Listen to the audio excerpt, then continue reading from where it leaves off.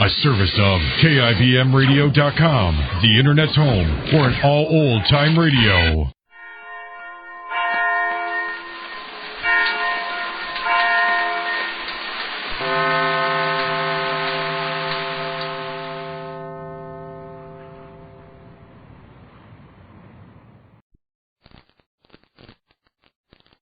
For a wash that's deep clean, sparkling clean, use deep cleaning Oxidol. Oxidol is deep cleaning. Deep cleaning. Deep cleaning.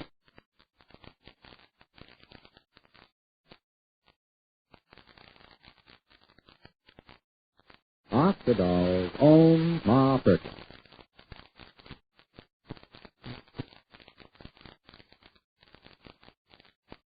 Ladies, today, in the middle of all the controversy about new developments in wash day products, the news about deep cleaning Oxidol is stirring up a lot of questions for women everywhere.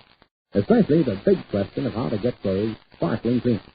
The women are discovering that deep cleaning Oxidol washes out the gray dirt left in clothes by the leading wash day suds, the leading shortcut suds.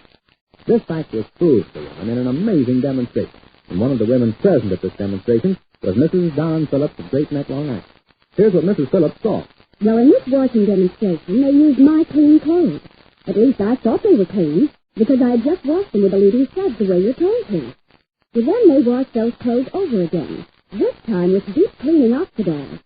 You should have seen the dirty wash water come out of those clothes I thought were clean. That dirty wash water showed me Oxidol really can get out the gray dirt left in clothes by those leading shortcut suds. Thanks, Mrs. Phillips. And ladies, here's something we'd like you to do. Next wash day, use deep cleaning Oxidol and see for yourself how much dirt Oxidol can get out of your clothes. And then, most important of all, look at the clothes themselves. When you use deep cleaning Oxidol, your clothes look white and bright. Your clothes feel soft and fluffy. Clothes smell sweet, too. Yes, your clothes look clean, feel clean, smell clean because they are clean with deep cleaning Oxidol. Yep, deep cleaning Oxidol is truly safe. Deep clean clothes stay brighter, new-looking longer. So don't wash clothes with suds that leave dirt in. Get clothes deep clean, sparkling clean with deep cleaning Oxidol. Oxidol is deep cleaning. Deep cleaning. Deep cleaning. Ask your dealer for Oxidol today.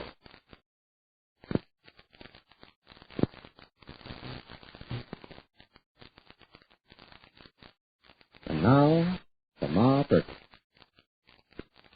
Well, Ma knows that the cousins did take Willie's and Evie's money for that investment scheme, and that they lied to her about it. But then Cousin Sylvester and Cousin Ed did some quick and skillful further lying, which Ma may or may not believe. And now the cousins have a new scheme for not returning Willie's and Evie's money. So they told Ma they would return it. Well, it's Ma and Willie we join now, about 5 o'clock in the late afternoon, as they get to Ma's house after the big showdown with the cousins. Have the cousins fooled Ma again? No. Listen. Well, here we are home, Willie. Would you like to come in? What time is it? No, I guess I better not, Ma. I better get home to Evie. Well, I can't thank you enough for what you've done, Ma. I mean what you told the cousins. Oh, that's all right, Willie. You still got no prospects for a job, Willie, son? Nothing at all? The one job I was counting on, boy, I had it right in the palm of my hand, and at the last minute, bang, it fell through. There's a job in Fort William, timekeeper with a construction gang. I'm going to see about it tomorrow. You could come back to work for me, Willie. Or Cecil. I realize that you'd have long trip each day if you went to work for Cecil, but Cecil told me that he's got a job waiting if you ever want it. I know that, Ma. Shuffle's been a real pal. And so have you. But Evie would never stand for it. And the combination of the new job plus Evie raising the roof when I get home. No, thank you. I'd rather take less money and have a little peace and quiet. You know how Evie is, Ma. Yes, I know how Evie is. Stop this stock deal with the Perkins, Willie. Does Evie know how you plan to give back your stock so as to get your money out? No, you don't know it yet. That's my job tonight, selling it. Boy, I certainly don't look forward to that. She's been counting on them profits. But like I always say, to make profits, you gotta have profits. Capital goes to capital. It's them who has who gets. I wish I could help you speak with Evie. I would, Willie, son, but everything's so mad at me. Yeah, I know that, Ma. That's okay. Like I say, I thank you for fixing it with the cousin, so I will get my money back. Maybe I'll even get a small profit. Didn't Cousin Sylvester say that maybe the stock's gone up since I bought it, and maybe I can get a small profit? No, I don't remember Cousin Sylvester saying nothing about a profit with it. Oh. You just be thankful, son, then, and if you get back what you paid. Yeah. You know, it's too bad I can't hold on long enough to make a big profit, but that's been my trouble all my life. No capital. Well, thanks again, Ma. Oh, there's Faye. Hi, Faye. Oh, just one more thing, little son. Yeah. If you should need anything until you find a job, will you please come to me? Sure I will, Ma. Thank you very much. But that money from Sylvester ought to see me through. Hi, Faye. You look cute. Hi, Ma. Hello, dear. I was just coming in. Well, call me up, Willie, about the job, I mean. Okay, Ma. Sure. It's tomorrow, so I'll call you. How have you been, Faye? Oh, fine. Thanks, Willie. Yeah, goodbye. So long, Willie. Huh? Did you talk to Sylvester and Ed now? What'd you say? What did they say? How'd they come out? Sylvester says that he'll get in touch with the man that really bought the stock from. Oh? He bought it from Sylvester, didn't he? I mean, wasn't it Sylvester who sold the stock to Willie? And how did Sylvester explain those lies he told? What he told me and what he told you, denying that he took Willie's and Eddie's money? How'd he get out of that? No, dear, no. Sylvester says that he was only following instructions from this man Myers, his friend out west. You see, Sylvester and Ed got this friend out west, they say. The man with the mining company, Mr. Myers. He's the one who told Sylvester to keep it secret. Sylvester says that he'll write to this man Myers and try to get Willie's money back. It's just Mr. Myers who sold the stock to Willie. Sylvester says. Then Sylvester was not swindling Willie and Eddie? Sylvester says not 1 cent of the money went to him himself. Then the lies. There weren't lies to deceive. Also, they were intended to, maybe to protect Willie. Yes, what Sylvester says. Yes. And everything that you and I were thinking yesterday and this morning, it's not true. The cousins are only trying to help Willie. How'd you turn away? What's the matter, Ma? In words of one syllable, Ma, are the cousins crooks and swindlers, or are they not? I don't know, sir. But Ma, we have to know. Sylvester's asked me to marry him. Sylvester and Ed are working right there in your lumber yard. They've got all this money of Willie's and Eddie's. Oh, no, you say they don't have the money. They're giving it to this man Myers, but just the same. Oh, Ma, we have to find out. Don't we have to find out, Ma? Yes, sir. We have to find out. Let's just wait and see if Willie never gets their money back. Huh? Oh. You mean you're still not satisfied one way or the other, Ma? My own cousin. Oh, still my own cousin.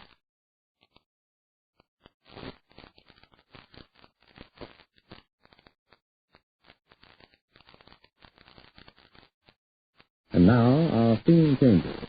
We pass over the next few minutes and rejoin Willie.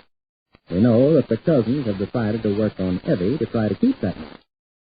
So, Willie is just entering his... Look. Evie, where are you, dear? In the kitchen? No, I don't have to be in the kitchen. Do I have to be in the kitchen? Huh?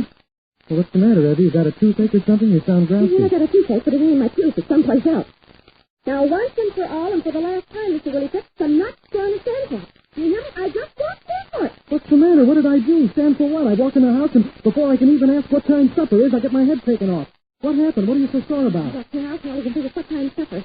For him, I'm just something blowing in the kitchen. I'm the can opener. I'm a pot on the stove. Am I a human being? No. Am I a person? No. Evie, now you stop that. Everything I say you twist around until well, I don't know what, but anyhow, I can't stand it. You want to go out for supper? Okay, let's go out for supper. You want supper to be late tonight? Okay, let supper be late tonight. But let's forget about supper. I ain't even hungry now. What's biting you? What's the matter? I don't even know what's the matter. They likely strike me dead this minute if I got the faintest conception. You was not at the Perkins window yard just 1 hour ago? Huh? The Perkins... Yes? Oh, now, Evie, that's silly. I had business at the Perkins lumber yard with Cousin Sylvester. I did not go to the Perkins lumber yard to get my old job back. And listen, Evie, I wish you'd see your way clear to making up with Ma. Ma's been very nice to you and me, and I wish... Ma's been very nice to you and me. Well, I happen to know how nice Ma's been to you and me. I happen to know everything. What she was doing at the Perkins lumber yard. And just a picture. That I know. What? I don't even know what you mean. You most certainly do know what I mean. Ma gets up to it. I know because Cousin Sylvester told me just 5 minutes ago. Cousin Sylvester told me everything. He says, Kane, he's got me got a train in the world. Now he's got to go back to this rich friend of his and say, Billy Fitz got to sell back his stock. And why? Because Ma Perkins winds me around like a little finger. Ma Perkins does not wind me around like a little finger. Nobody winds me around. If Cousin Sylvester's friend thinks the stock is so good, he should be glad to give us our money back. For heaven's sake, Evie, I'm out of work. We need money. You want us to put a mortgage on the house again? You want us to sell the car? One or the other, Evie. We mortgage the house or we sell the car. Or we sell back that stock. But we got to have money. We got $8 in cash in case you're interested. Really? Is that stock going to make profit? Huh? I don't know if the stock is going to make profit. Sylvester says it's going to make profit, but it so happens... All right. And is the house making profit, sir? Right at a time when we need profits the most? Evie, you mean you want us to keep the stock and mortgage the house? Oh, Evie, Ma would never let us. I'm tired of Ma would never let us. Ma's been running my own right since I was born. Now listen to me. You march right over to Sylvester and you apologize, Mr. Willie Fitz. We will not sell the stock. You understand what I'm saying? We will not sell the stock. Sylvester feels just terrible. Everything Sylvester's done to me and me that I can't...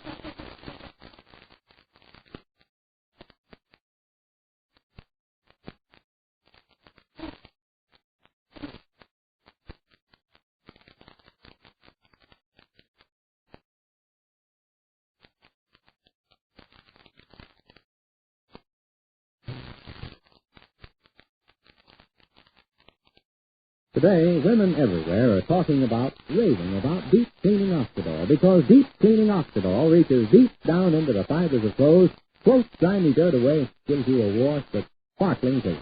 You can see what this means when you wash clothes with Oxidol. They're sparkling white and bright. You can feel clothes are soft and fluffy. You can smell clothes are fresh and sweet. Yes, clothes look clean, feel clean, smell clean, because they are clean with deep cleaning Oxidol. So for a wash that's deep clean, sparkling clean, get deep cleaning Oxidol at your dealers now in the same familiar Oxidol package.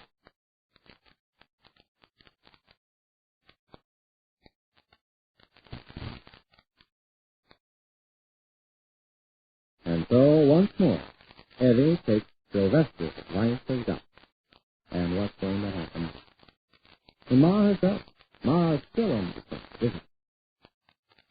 Well, the cousins have another wicked idea, and Evie falls. Tomorrow. But now this is Charlie Warren inviting you to listen again tomorrow, same time, same station, to Oxidol's own Ma Perkins with Virginia Pink. Ma Perkins is directed by Edwin Wood.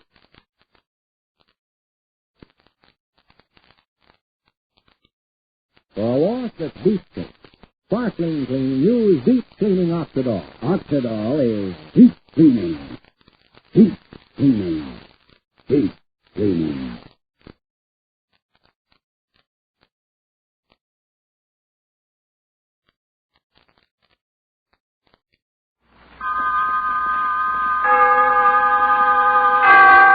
Autolite and its 98,000 dealers bring you Mr. Paul Douglas in tonight's presentation of Suspense.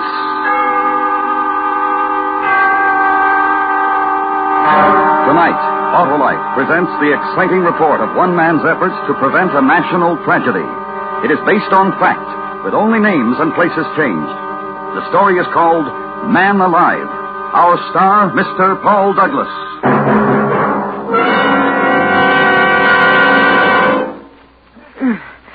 Hello, Harlow. Hi, Hap. Boy, you're sure loaded down. Thanksgiving shopping, Harlow. Ah, turkey? Check. Cranberries? Check. Spark plugs? Check. What? Check the spark plugs, Hap. They always have to be in top shape so that your engine will give you smooth and economical performance. And there's no better time than now to have them checked by your nearest Autolite spark plug dealer. And suppose he finds them as gone as Thursday's turkey, Harlow. Why, Hap, if they're worn out or wrong for your style of driving, your Autolite spark plug dealer will replace them with a set of world-famous ignition-engineered Autolite spark plugs, either standard or resistor type. Sounds like a great idea, Harlow. Where do I locate my Autolite spark plug dealer? Why, Hap, just phone Western Union by number and ask for Operator 25. She'll gladly tell you the location of your nearest Autolite spark plug dealer. And remember, from bumper to tail light, you're always right with Autolite. And now, Autolite presents Man Alive, starring Mr. Paul Douglas, hoping once again to keep you in suspense. You may have seen the name, Man Jackson. I run a column of saucy chat and unimpeachable rumors in the San Francisco Express under the heading, what else, Man Overboard. It's got little paragraphs, you know, man among men, that's the sports section, and man's best friend, so forth. Well, beginning today, I've got a new department called Man Alive, just because I'm so lucky I am. Last night, I let my secretary off at 5:30 so she could go and do some Christmas shopping, although I've told her repeatedly that all I want this year is money. Well, the fog was rolling in off the bay, and it was bitter cold as I came out in the street, so it seemed like the night for a spaghetti dinner and some pleasant Italian hospitality. Down at Mama Caruso's restaurant on the Embarcadero opposite the ferry building. But Mama Caruso had more than hospitality on her mind when she met me at the door. Oh, Mr. Jackson, I'm so glad to find you. I'm just calling your office. Oh, what's the trouble, Mama? Somebody been stealing ravioli? Please, it's my cousin Tony. They tried to kill him. Oh, why? What happened, Mama? Come on, Mr. Jackson. I'll make Tony tell you. He does not feel so good, but he can talk all right. You gonna see. She led me to the back of the restaurant, the table where the family generally sits. The family tonight was a man, small to start with, but even smaller, hunched down in his chair, miserably staring, unseeing, into a glass of wine. On the table in front of him was a battered old concertina, and the top of his head was swathed in a clean new bandage. Sit down, Mr. Jackson. Go on, sit down. This is my cousin, Tony Colucci. Tony, it's my good friend, Mr. Man Jackson. Hello, Tony. Hello. Go on, Tony. You tell Mr. Jackson what's happened on you. I'm on the boat. Yeah, what boat? The ferry boat, the Oakland ferry boat. Don't you never hear my music on the boat? Oh, you play the concertina on the ferry ride. Sure. No more. Tonight they tried to kill me. Well, you play pretty well, don't you, Tony? I play perfect. What's the matter? Some people don't like it, I guess. Tonight, on the 6 o'clock boat... Oh, boy. Tonight on the 6 o'clock boat, what? Well, I play inside the first by the sandwich place, and everybody say, oh, boy, Tony, you good. You play good. Play some more. 10 cents here, 5 cents, 2 quarters even. And then I go upstairs. Oh, boy. Oh, boy. And then I go out on the deck. It's a very misty and foggy, so black. I can't see nothing. I'm very happy. I feel like I play some more. So I walk away back and open down the deck, and I make music. Then all of a sudden, I hear somebody say something to me. I can't see nobody, but I hear him. And what do you think he said to me? Bravo, Tony? No. I have no idea. What did he say? Yeah, what? He said, Cospador. Cuspador, as in barrooms? Cospador. Well, so I said back on top of him, Cospador. I still can't see nobody, so then I hear him say, is that you play Boris? So I get mad. I said, no, I don't play Boris. I play Pagliacci, Butterfly, Flatosca, Trovatore, but I don't play Boris. That's a foreign stuff. Yeah, I see. Then I'm sorry I said that, because this fellow, he sounds like he's a foreigner. So I'm just going to say, look, mister, and oh, boy. Yeah, what, Tony, what? A thing! I get a hit on the head. Ting-a-tong-a-ting. I fall down. I'm bleeding. I drop on my concertina. My head got a big hole on the top. I let out a big yell, then I black out. Oh, boy. People come running around, and a good luck. There's a doctor on board. They carry me down the stairs, and they fix me up. Otherwise, I'm going to die for sure. Yeah, and you never saw the guy? Okay. No, I never saw him. Well, what did it feel like? I mean, what did he hit you with? Well, it feels just like a baseball bat. But the doctor, he said that... Oh, look. He said the doctor now. Just come in. Hey, doctor!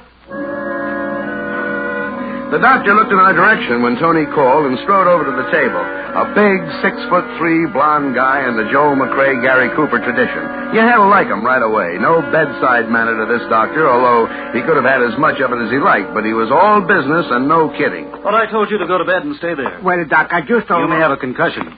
I'll be back in an hour, and then we'll take some x-rays. My name is Man Jackson, Doctor. I'm a friend of the family. Ames. Dr. Oscar Ames. How are you? Dr. Ames, mister, can I get you something to eat? No, thanks. Smells wonderful, but I haven't time. I'll have a cup of coffee, maybe. Sure.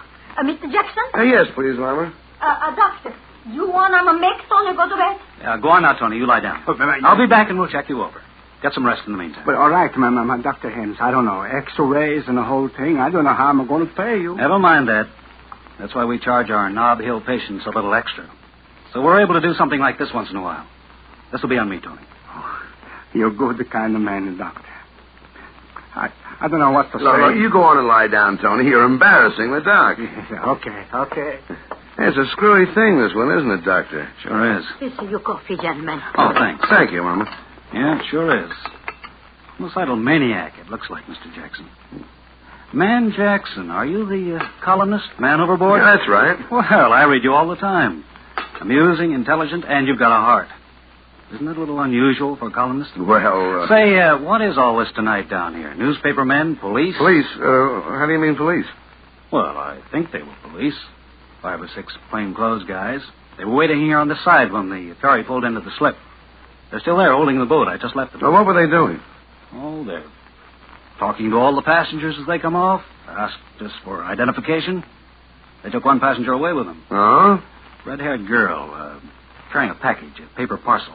What did they think about Tony's little experience, getting knocked on the head? Oh, they were mighty interested, naturally. Especially when I told them how I thought the wound had been inflicted. Which was? Gun butt. Gun butt, eh? Well. I'd say so. Hey, I gotta go. Take that dreary ride again. What, the ferry? Yeah, I've got a patient over in Oakland. Had to come back over here to pick up some serum. Well, nice to see you, Jackson. Tell what's his name, Tony. Well, wait a minute, Doc. I've got nothing to do. I'll ride over with you.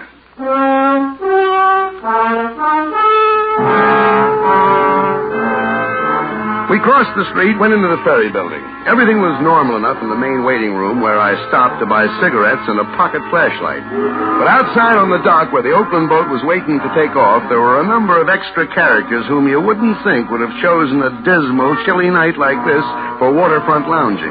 There wasn't anybody I knew, and in any gathering of plainclothesmen, local variety, I generally spot 1 or 2 familiar faces. But Dr. Ames and I got aboard, followed by 3 of these gentlemen. The broadest one, who was built for endurance, exchanged pleasantries with us as the boat moved out into the water. Hello, Dr. Ames. I see you didn't miss the boat. Like the old saying. No. Oh, you're one of the fellows I talked to before when we landed. That's right. I don't think I got your name. Connolly. This is Mr. Jackson. Yeah? Would that be Lieutenant Connolly or Sergeant, maybe? Just Connolly, no special title. How's the little fella doing, Doctor? Colucci. Tony? He's under care. He, talk anymore? Say anything interesting? I didn't talk to him. Mr. Jackson here did. Oh? Really? Really? What do you have to say? Well, you see, I'm an old friend of his family. What he told me was in confidence, and I'd really have to know a little more about who I am telling his secrets to. I see. Jackson, your name is? Still is. Nice to meet you, Gospodin. Господин? Means nothing to you. It might. Yeah, it might. Господин sounds like another word. Somebody might think you said cuspidor. It's very funny. Are you going to stay out here on deck? Well, we haven't made up our minds. Is that okay? Ought to go inside. Have a little coffee at the snack bar. Comfortable. Ride's over before you know it. Out here, it's foggy, wet, and miserable. Well, I'm going in. I'll see you later. Goodbye, Doc.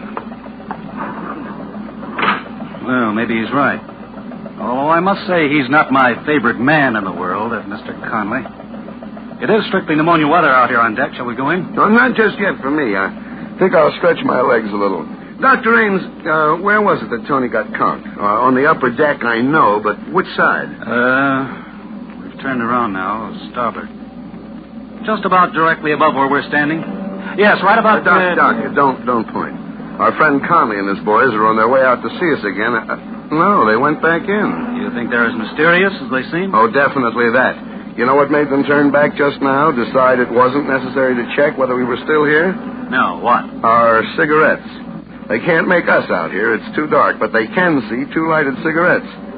I'd like to get up there on that upper deck. Looking for tomorrow's column, huh?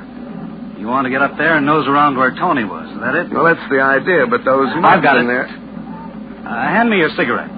I'll smoke them both a yard apart. When they check, we'll both still be here. Masterful thinking, Oscar. Go ahead. I'll be here.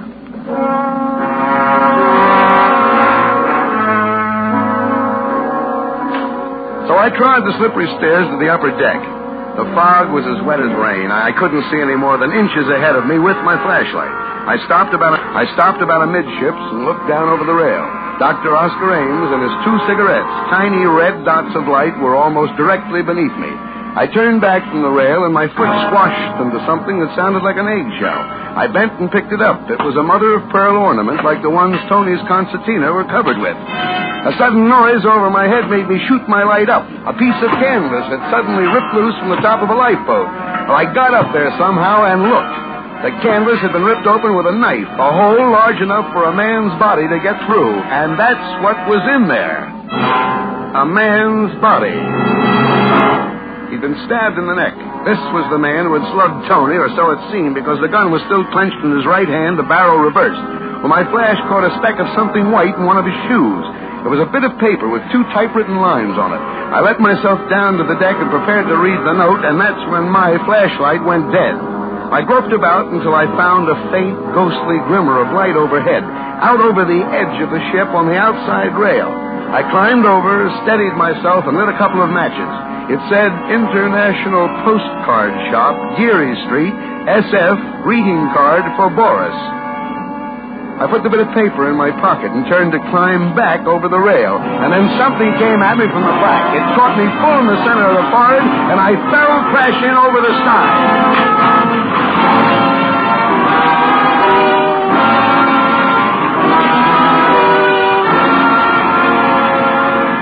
They tell you a lot about what you remember when you're going down for the third time. You know what I remembered? I remembered that Господин is Russian for comrade.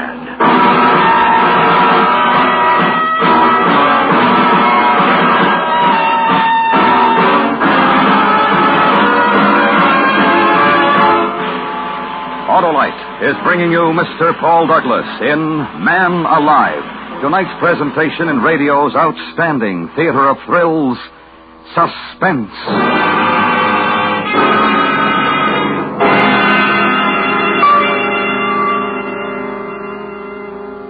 Well, Hap, let's talk turkey. Okay, Harlow, gobble away. Well, I say give the bird to worn-out spark plugs and replace them with a set of ignition-engineered Autolite spark plugs.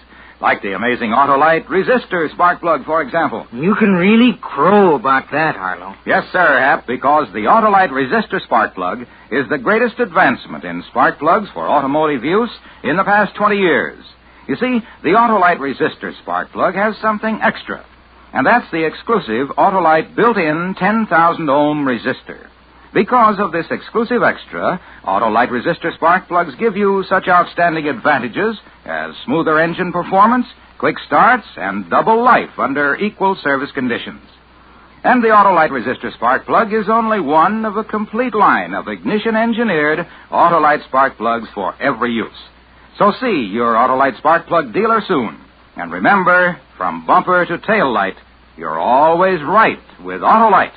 And now, Autolite brings back to our Hollywood soundstage Mr. Paul Douglas in Elliot Lewis's production of Man Alive, a dramatic report well calculated to keep you in suspense.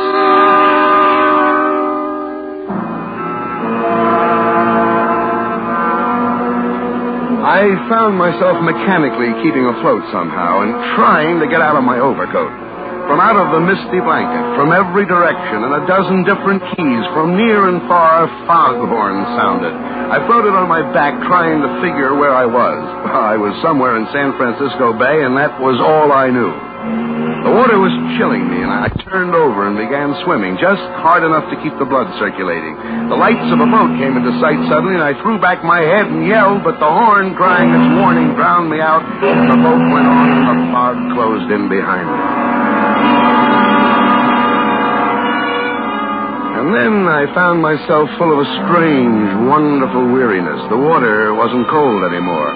I was warm, with a comfortable, soothing numbness. My head stopped throbbing. There was no feeling at all in it now. There was nothing anywhere. And then some lights came into my eyes, and I wanted to stay in the dark, and I turned my face down into the embrace of the water.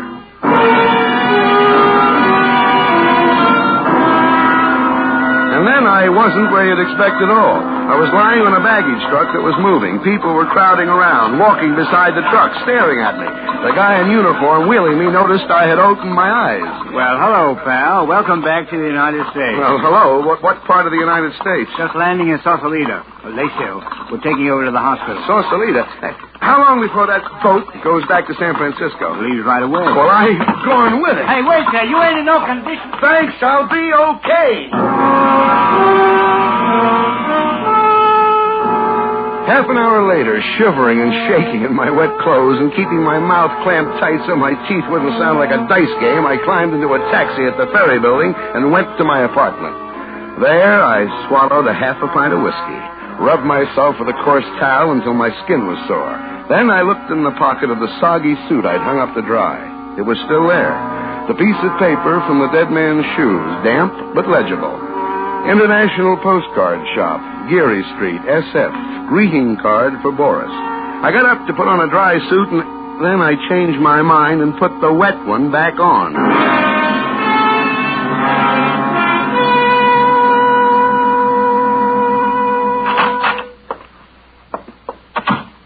Good evening. Good evening. Are you the proprietor here? That's right, sir. 6 years at the same location. You... Oh, my goodness, is it raining out? You really got it. Dowsing, yes, I did. A nice collection of postcards. Oh, from all over, eh? South America, every place. I pride myself on having the most complete possible selection. Was there something you had especially in mind? Yes, there was. Oh? I'm looking for a greeting card for Boris. You... What's the matter? Didn't you hear me? Yes. Didn't you understand then? Well, what? It's only that I didn't exactly expect somebody like you. What did you expect? Somebody slinking around in a false mustache, wearing dark glasses and an Inverness cape? Well... You know, your type of thinking, you may not be the right man for this job. Господин. Oh, now wait, please, Mr. Luboff. I thought you were dead. You drowned. Yeah, who told you that? Well, you know. Yes, well, I didn't drown. I jumped in the water when I heard him coming. You can still see how wet I am. Oh, of course. So you escaped. Easily. Now, enough talk. Hand it over. The greeting card for Boris. Very well. Let's see. That's San Francisco, of course. He turned and reached his hand down under the counter and came up with a box marked special. From this, he extracted something and handed it to me. I took it with a knowing expression on my face, but I didn't know from nothing as to what it meant. All it was an ordinary postcard, that's all. A picture postcard showing the Golden Gate Bridge. Underneath it, the caption, Wonder Cities of the World, number 25123569, San Francisco. Nothing else. I'm afraid my mouth was open. Well, what's the matter? Matter? Don't you know how to read the name? It's so difficult, of course. Idiots. Certainly I know how. I was just admiring the work, that's all. Oh, it is excellent, isn't it? You better go now. You've been in here an awfully long time. We don't want... No, of course we don't. I'll go, Господин. Господин. I'm sorry to have been overly cautious. There is no such thing as over-caution. Oh, thank you. You were so, well, you seem like an American. So do you. I strode out into the street, clutching my postcard, but I shoved it inside my sleeve a moment later because who I saw standing under the misty glimmer of a street light waiting for me was my heavy-set, mysterious friend from the ferry boat, Connolly. I turned my head around and glanced down the other end of the block behind me. The other two guys were there, sure enough. They advanced slowly toward me with their hands raised, palms out, as if they were showing me they weren't carrying guns. I waited. Then all of a sudden, Connolly rushed me. I caught him on the chin, and he went down, clattering into an ash can. The other two boys grabbed me and held my arms behind me. Connolly got up, rubbing his face. I waited to get murdered. But no. All right, Joe Louis. Bring him along.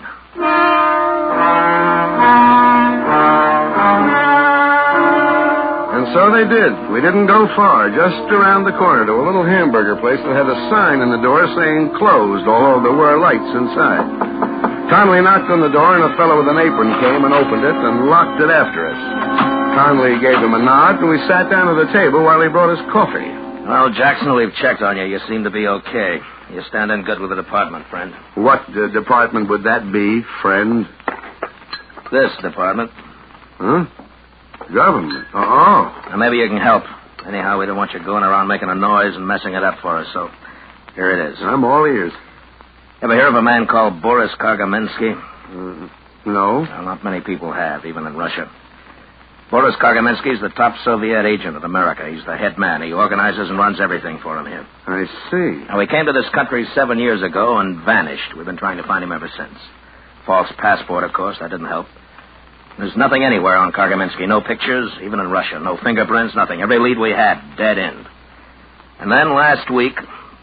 Well, go ahead, drink your coffee. No, it's all right. I'm too interested. Last week, we heard that another agent, an important little guy named Lubov, was on his way to San Francisco and that he would definitely have to contact a big gun, something to do with the Chinese war business that only Kargaminsky's big enough to handle. Well, our man tailed Lubov all the way out here and then lost him at the Oakland ferry. That didn't bother us very much. He called us and we were waiting on this end. But in pulls the ferry and no Lubov. Lubov was the dead man in the lifeboat. That's right. Must have been up there waiting to be contacted. And he heard Tony and his concertina, thought that this might be it. Then when he realized he'd made a mistake and uncovered himself, he conked Tony on the head. Right. And his Soviet contact got scared and stabbed Lubov. So now we're back where we started. Every passenger on the ferry was okay. What's that you're looking at? A picture postcard. I found a message on Lubov about the International Postcard Shop and a greeting for... Hey! A greeting for Boris Kargaminsky. Hey, let me see that. I bulldozed the guy into the shop into letting me have it. It looks like nothing, just a picture, but he said I could read the name. Golden Gate. Now, give me. These numbers. Wonder Cities of the World, number 25123569. Wait a minute. What? Well, print out the guy's name, Boris. B-O-R-I-S. Leave a space. K-A-R-G-A-M-E-N-S-K. Now put numbers... wait a minute now.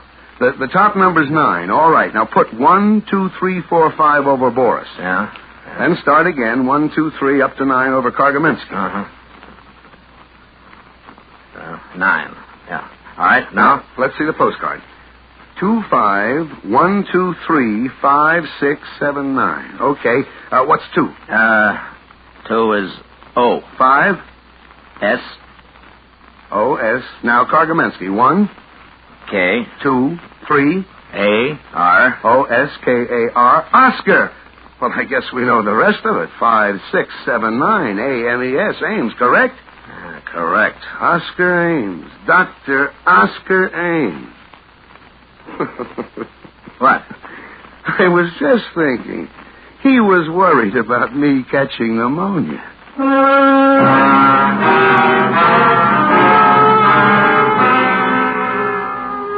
I called Mama Caruso, and from what she said, we knew where to go. We picked him up at the emergency hospital. He was just finishing the operation on Tony's head. We watched him through the glass, and the other young doctor standing alongside of us said he was one of the greatest surgeons they'd ever seen.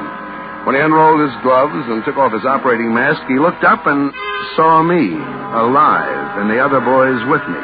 His scalp tightened for just a second, and then he smiled. It was when he reached into his bag that we rushed him before he could get the little red bottle to his lips. Well, that's about it. I made the morning edition okay. On page 18, under my usual slug, Man Overboard, by Man Jackson, they did a cute thing. Under Man Overboard, it said, he really is. See page 1. And on page 1, with a byline, was the story, just as above. Complete with a photograph of Dr. Oscar Ames. A clean-cut, smiling, confident, typically American fellow. The caption said, Portrait of a Spy.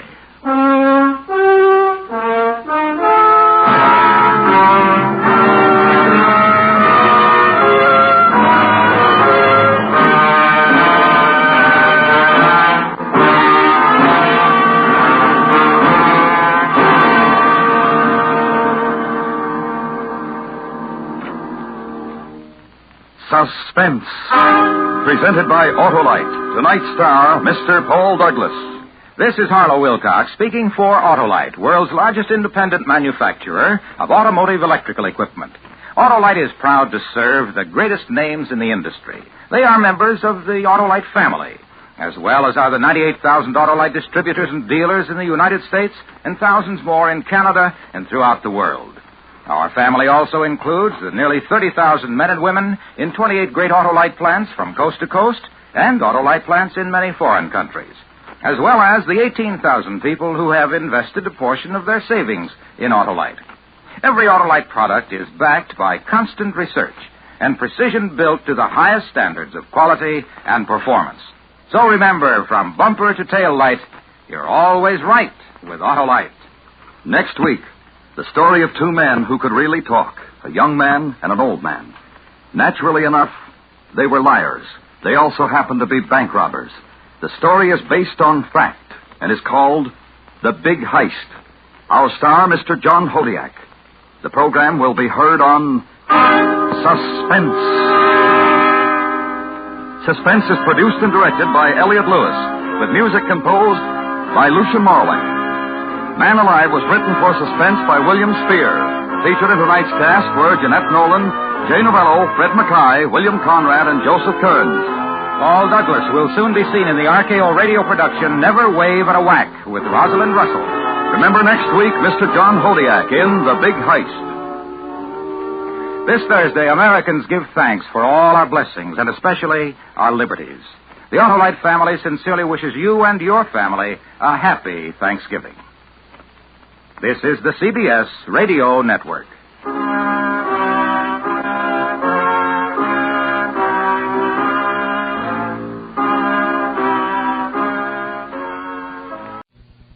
Lights out. Everybody.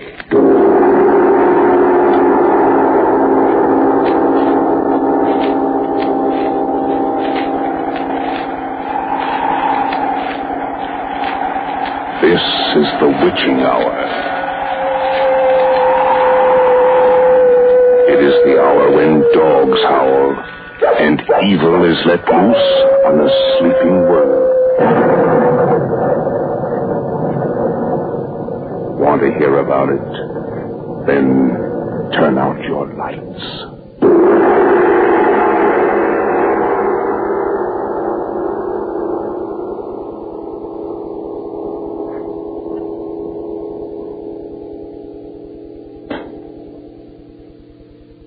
The National Broadcasting Company brings you Lights Out, a revival of the 8 best stories in the series which many of our listeners will remember.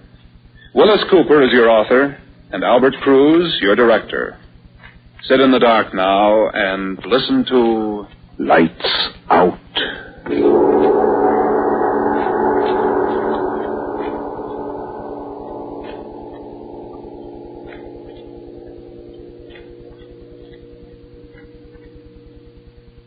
And what will you do if I won't? Something very unpleasant, my dear chap. For example? For example, it is quite possible that I will kill you. You amaze me. No. I assure you I'm quite serious. It's impossible. Not impossible at all. May I ask just how you propose to end my life, shall I say? I shall cut your throat. Neatly, and as the books have it. With dispatch. You've been reading books, then? We're wasting time. What's the answer? The answer is the same as it has always been. You refuse, then? I refuse, yes. Very well. You force me to become a murderer. Cut. Look, I don't want to throw you up on this first reading, but not much is coming through in here. I don't know just how to say it, but it just doesn't gel for some reason or other. Now, let's think about these lines. Well, let's hold it a minute. What's the matter, George? Who is it, me or Ed? Well, I hate to throw you up on this first reading, but, Fritz, I think it's you. Something wrong. It's the attack on the part, or maybe you're throwing those lines away without any sincerity. There's no menace in the part, you see what I mean? Well, look, let me come on out. Hammond again, eh, Fritz? Okay, character. Let it alone. I'm having enough trouble. Look, he can act. Honest, George. Fella's got a card. All right, let's can the funny stuff, Ed. We've got some work to do, and I want you to just pay attention, if you don't mind. All right. Look, Fritz, yeah. How do you feel in this thing? I don't know. It's not right. I don't know what to do, though. Well, you don't sound convincing. You see my point? Yeah. Have you got any ideas on how you might do it? No. Oh, wait a minute. What about dialect? I could do a little German. German? Wait a minute now. No. I don't think I want any German on this thing. I hear too much of that. Some Austrian? No, that's too close to German. I don't know. How's your French? Let's see how your French is. Oh, it's all right. It's all right. No. Look, I don't want to make him too definite. See, he should be a kind of a combination. A lot of menace in there, quiet, but I got to believe the guy. Make him. Let's see, what's that word? I want him to. Continental. Yeah, that's it. Just not too much now. Just a whiff of I know. continental, okay? Let me try it. Yeah. All right, we'll try it now from the top, huh? Let's right. go. Okay. And what will you do if I won't? Something very unpleasant, my dear chap. For example? For example, it is quite possible that I will kill you. You amaze me. I assure you I am quite serious. Okay, hold it. How's it doing now? How's it sound? Are you asking me or the director? Well, it sounds a lot better than it did before. I think you'll work into it. Yeah, well, look, Fritz, I think that'll do it. What do you say we put it up on the mic and let's see how it sounds? Take that whole scene over. How is it for age, George? Oh, the age is okay. I want a little bit of age, not too much age. All right, just about right. Little right over. on the nose the way you have it. All right. Rehearsals. Well, it beats digging ditches for a living, I guess. Oh, does it? So they tell me. Well, anyway, it's cool in here. Thank the Lord for air conditioning. I wish it was 9:30. Okay, characters. Now, give me that Afra number 5 now, will you? And let's hear it again from the top. And what will you do if I won't? Something very unpleasant, my dear chap. For example? For example, it is quite possible I will kill you. You amaze me. I assure you I am quite serious. Possible. Not impossible at all. May I ask just how you propose to end my life, shall I say? I shall cut your throat. Neatly, and as the books have it, with dispatch. Oh, you've been reading books, then. We are wasting time. What's the answer? The answer is the same as it has always been. You refuse, then? I refuse, yes. Very well. You forced me to become a murderer. Look, Fritz, you sound about as much like a murderer as... Oh, I give up. Oh, for the love of Mike, George, what do you want me to do? Growl? No, I don't want you to growl. But I do want you, if you won't find it too inconvenient, to act just a little bit like a murderer. You know, a murderer, a guy that kills people. Yeah. He wants you to make faces, Fritz. Ah, shut up. Wait, I'll come out there again. How you doing, kid? I give up. I don't know what the man wants. Now, listen, sweetheart, have you the faintest idea how a guy acts when he's going to kill somebody? Have you? No, but I got a hunch I'm going to know about it in a minute. Oh, well, that'll be swell. Because the way you're doing it now, a guy'd think that you're Ed's brother or something. Oh, now, listen, get it through your thick skull that we got a show in a few minutes. We're going on the air, radio, remember, you see? You're supposed to be a murderer. I know, but it's going to come a lot easier if you don't you give me... can't take it, huh? Oh, nuts. All right, well, let's try it again. Take it from that line. The answer is the same as it has always been, Ed. Go on, man. All right. The answer is the same as it has always been. You refuse... Pardon me. You refuse, then. Hey, George. Now what? Well, what do you want? There's an old gent out here wants to see you. What's he want? I don't know. Well, tell him to go away. No, wait. Who is he? I don't know. How can I keep a character? I don't know. Sometimes I wonder. And he says he wants to see Ed, not you. Who is he? He won't give his name. Probably some guy that you owe money to. You should talk. Well, look, tell him. Well, listen, we're right in the middle of a rehearsal. Go ahead and talk to him, Ed. We can smoke a cigarette or play tiddlywinks. No. But listen, you tell him to make it snappy. We got a show to get on. All right. Tell him to come in here, Horace. Go right in. Why, there you are, Mr. Henley. Good evening, sir. Good evening. Why, I don't believe I've ever had... Don't know me, eh? Well, I know you, Mr. Henley. Mr. Ed Henley, yes, sir. He owes the old guy dough, all right. I'm afraid I don't know you, sir. Come up to show you my book. I figured you'd like to have a look at it now while you have the chance, just in case you had any choice. Folks don't often have the choice, you know. Choice? Choice of what? Now, here, let me show you the book. I won't be a minute. I don't like to disturb your work, you know, but it's got to be done, I guess. Now, this one here... Ye gods. Coffin. What? Coffins.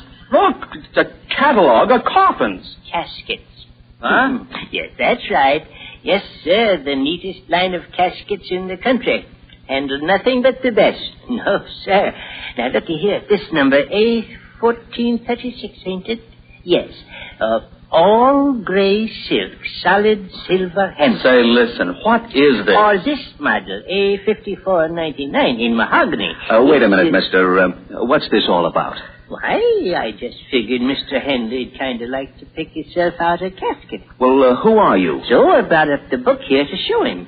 I got my tape measure right here in my pocket. It's a rib, George. Somebody sent him up here. Oh, yeah? No, nobody sent me. I just thought Mr. Henley... Well, look, Mr. Henley's busy. We're rehearsing a radio show here, and we've got just a few more minutes before we go on the air. So if you don't mind... I know. You're rehearsing lights out. I know all about it.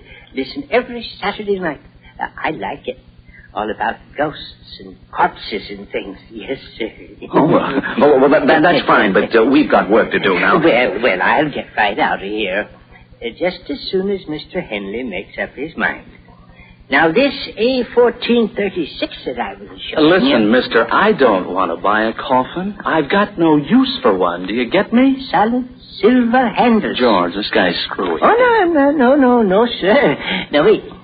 I got some pictures here in colors, if you like something a little fancier. Just a minute now till I find it.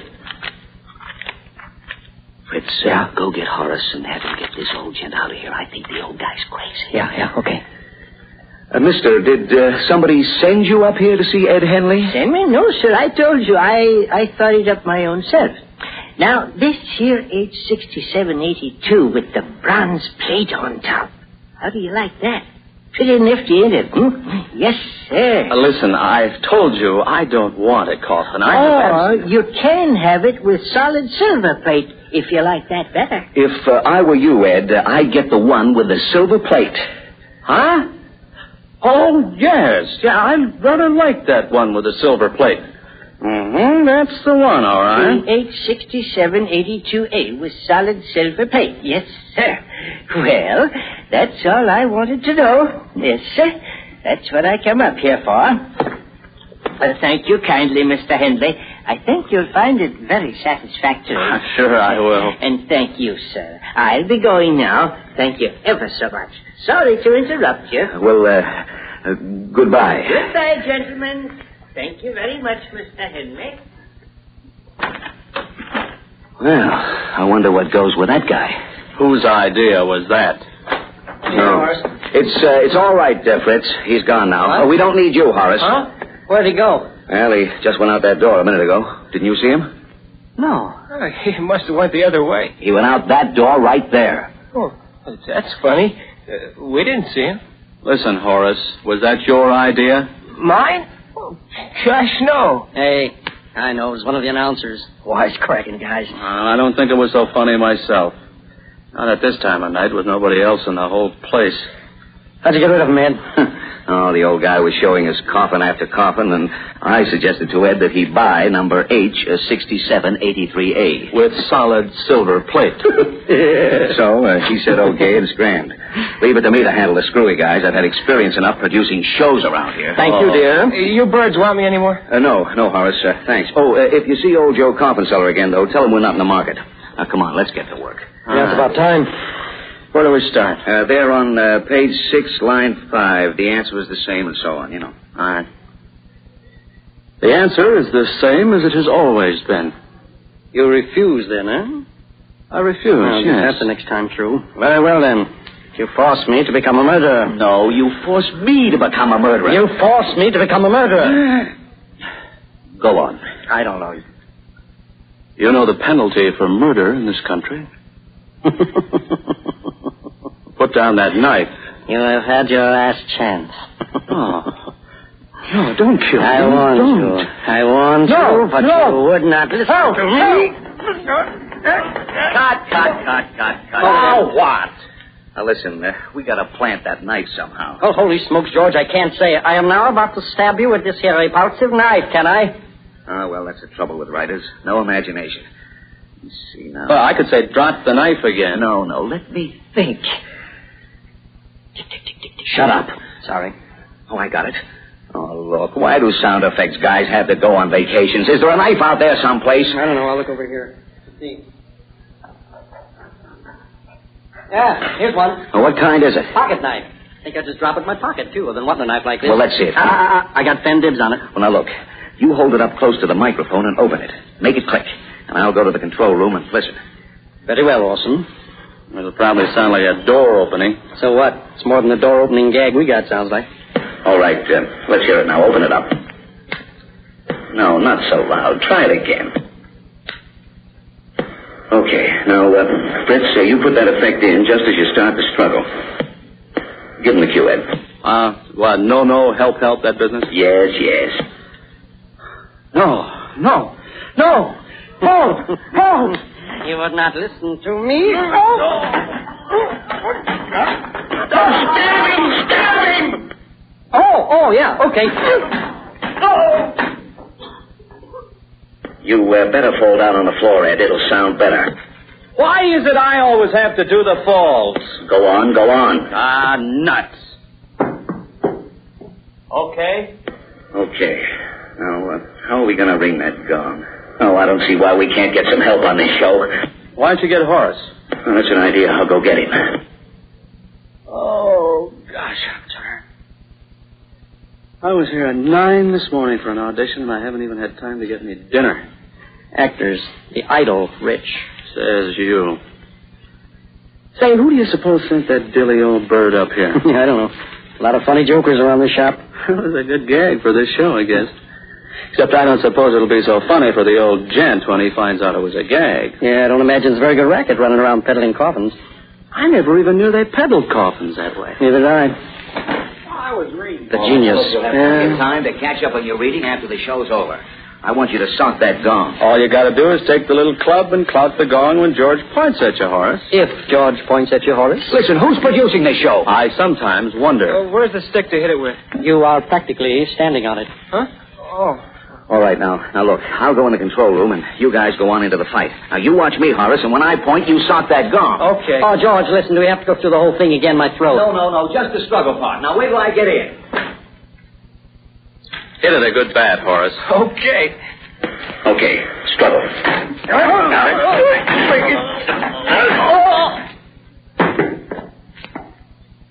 Well, pay attention, dummy, when you hit that gong. Oh. Excuse me, I was watching Ed and Fritz. Well, look, you watch me from now on. I'll give you the cues, and you do them. You got it? Okay. Go ahead, struggle.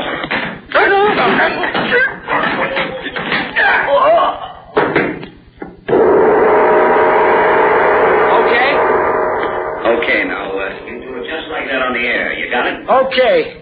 Oh, I gotta go, George. The phone's ringing in the lobby. Well, hurry up. We're practically on the air. How are we doing? Oh, I wish I had a cigarette. No smoking in the studios. Speak when spoken to. I was talking to Fritz. Oh, well, there's still no smoking in the studios. Oh, brother.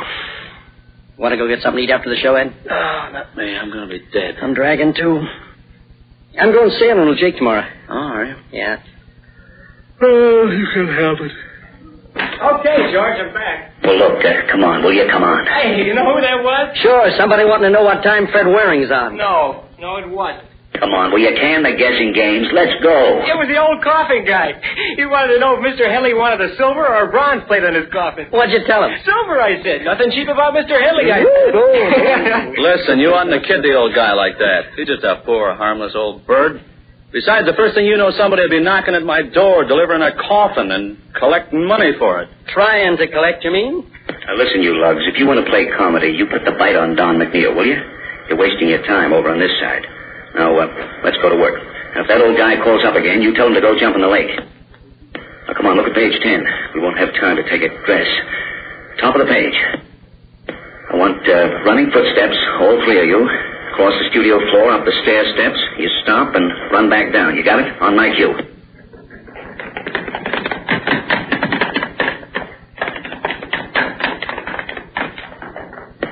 Okay, hurry up now. Now, take the knock on the door and the footsteps coming in. That's bottom of page 11. You do the knock, Ed. Horace, you open the door. And Fritz, you do the footsteps. You got it? On my cue.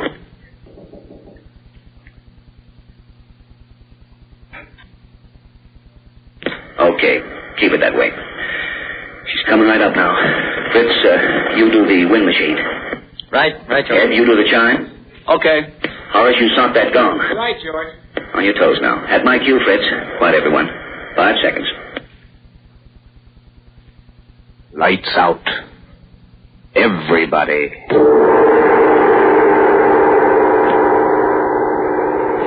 This is the witching hour. It is the hour when dogs howl and evil is let loose on the sleeping world. Want to hear about it? Then turn out your lights.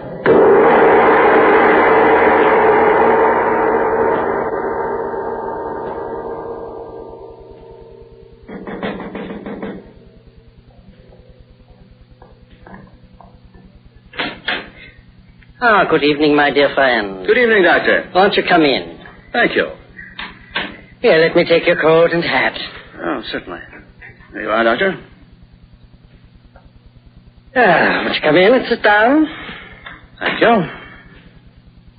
Well? It's all taken care of. Really? Quite. You have the proof? Well... Of course, you realize, my dear friend, I cannot be expected to carry out our little arrangement unless I have proof. Yes, I was reasonably sure of that. And so? There is a hat crumpled in the left-hand pocket of my overcoat. A hat? His hat. I think you'll find that it has a bullet hole through the crown and there are several bloodstains. Oh, fine. You don't mind if I look for myself? Oh, of course not. That's why I brought it, you see. Yes. Apparently, a very neat job. I specialize in neat jobs, Doctor. Do you mind telling me how it was done? Not at all. I waited for him in the driveway of his house. Cold, too, tonight. He left his car at the gate and walked up to the house. We had planned on that, you remember? Yes. And when he came close enough, I shot him. Oh, so noisy. There was a silencer on the revolver. Thoughtful of you. I'm always thoughtful, Doctor. Excellent. I even stepped close enough to him to ensure powder burn. That's better. And the revolver is there, without the silencer, to make it look like suicide. So. I congratulate you, my dear friend. Thank you. I am conscientious. Are you conscientious enough to remember what I asked you to bring? Yes, quite. May I have it? I think not. What you say? I came here tonight merely to thank you, Doctor, for your cooperation. I find myself a richer man. I hope you are joking, my friend. Not at all. You don't want to give up the packet of jewels? I couldn't have put it more neatly myself, Doctor. I see. You have not forgotten that I paid you a sum of money to perform this service for me? $500. That is correct. That is why I came here. I'm afraid I don't understand. To return the $500. You see, Doctor, I have decided to keep the jewels instead. I see. Would you care for a drink? Brandy, perhaps. If you like.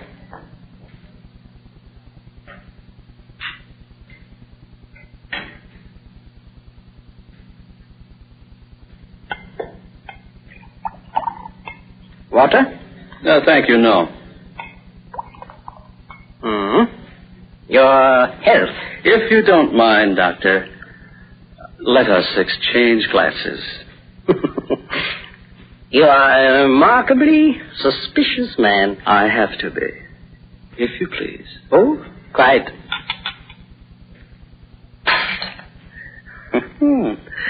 I thought so, Doctor. Well, your good health. And now I'll be going, if you don't mind. Oh, must you go, really? Yes. Here are your $500. My offer is still good.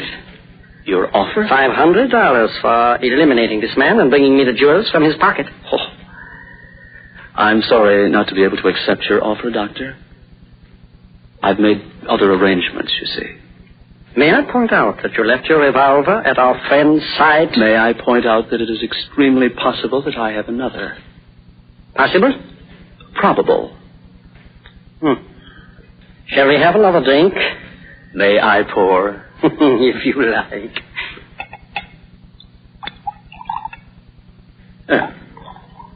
Enough. Thank you. Now, shall we discuss this further? I'm afraid there's very little to discuss, Doctor. If you do not mind, I would... No, there is nothing to discuss. I'm grateful to you, my dear Doctor, for putting me in the way of earning the very comfortable sum that these jewels will bring. I'm equally grateful to you for your hospitality. But I really must go. Oh, I beg of you. Let me point out that a gentleman of your reputation might have some difficulty in disposing of the jewels.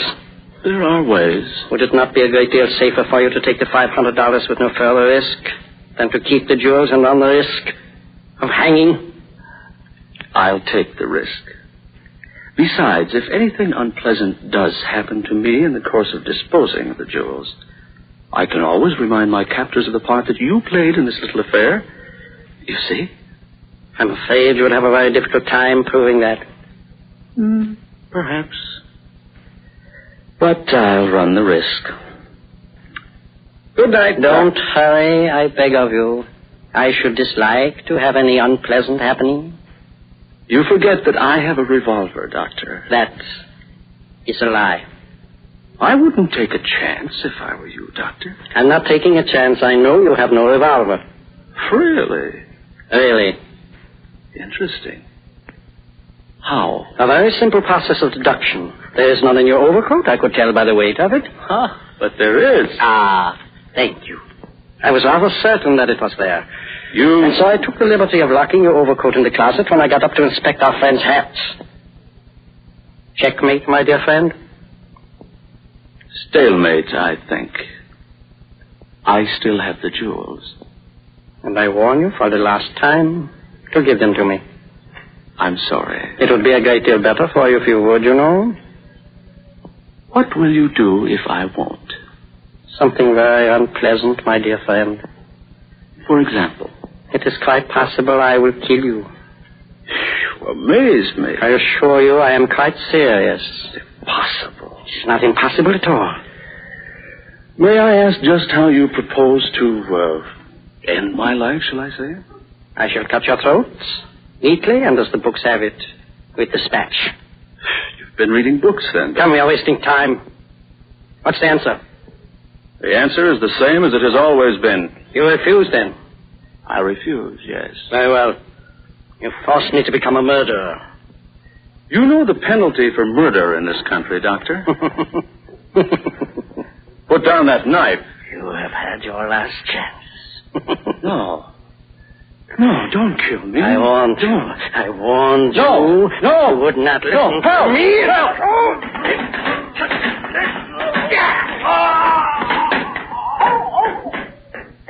Ed! Ed! You? Ed! You stabbed me, Fritz. Oh, my God! Horace, look! The knife slipped. I didn't mean to cut him. I cut him. Blood. You've really killed him, Fritz. Oh, no. No, I didn't. I just got here in time, didn't I? Yes, sir. Model 86782 with silver plate for Mr. Henry. No! Yes, sir. Just bring it right in, boys. Mr. Henley's all ready for it.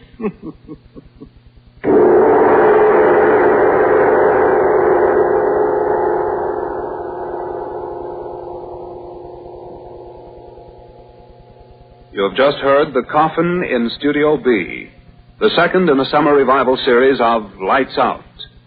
In tonight's cast, you heard Bob Murphy as Ed, Sherman Marks as Fritz, Don Gallagher as George, Jack Bivens as Horace, and Charles Eggleston as the coffin salesman. Come next Saturday night, we have a yarn cooked up for you that we think you'll like.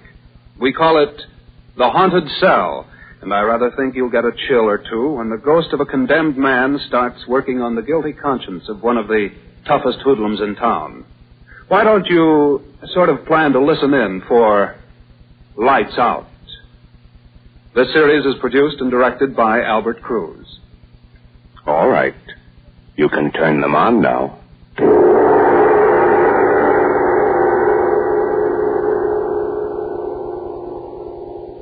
This is NBC, the national broadcasting company.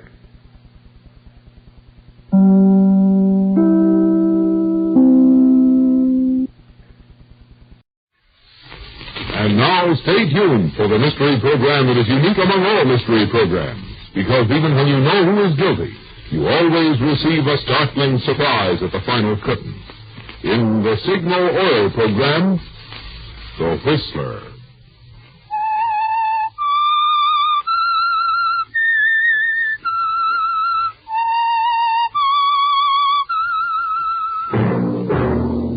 Signal, the famous Go Farther gasoline, invites you to sit back and enjoy another strange story by The Whistler.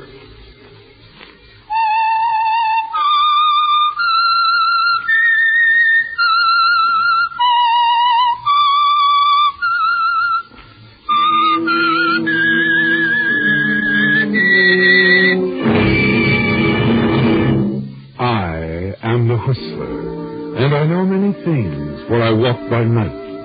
I know many strange tales hidden in the hearts of men and women who have stepped into the shadows. Yes, I know the nameless terrors of which they dare not speak. And now for the Signal Oil Company for Whistler's Strange Story. Saturday Night.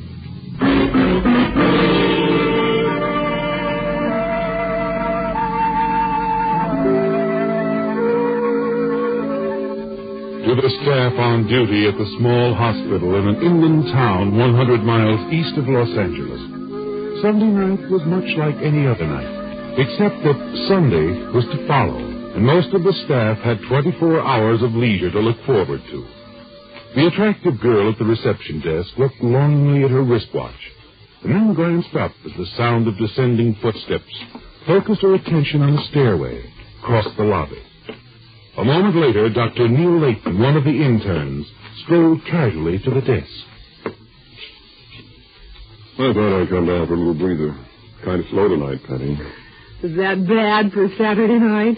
No, it's okay by me. Oh, it suits me fine. I got 2 hours sleep today. And 8 hours in front of me here at this desk. Well, that's too bad, Pat. When you're on the night shift, you'll never see your grandchildren if you keep that up. Oh, I couldn't sleep today. I had so many things to do.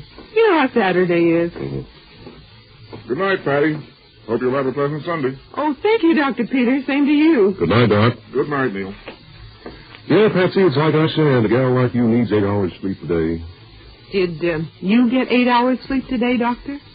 10. You would. You know, you're an odd man, Dr. Layton. Odd? How do you mean? I mean, I don't know. You act like there's something bothering you. Like there's something on your mind all the time. Maybe there is. Well, everybody has things on their mind, but you could still go out, dance, and have fun, like the other doctors do. The single ones, I mean. I'm too busy. I'm still an intern, you know. Oh, you make being an intern sound like a sentence. Yes. Outside line? Yes, sir. Oh, here, I almost forgot, Dr. Layton. Maybe this pretty pink envelope will change your viewpoint. Oh, a letter. When did this come? I don't know. I just came on duty 10 minutes ago. Why don't you open it? But Dr. Layton, your hands are trembling. I believe your viewpoint has changed already. Hasn't changed at all. It'll never change.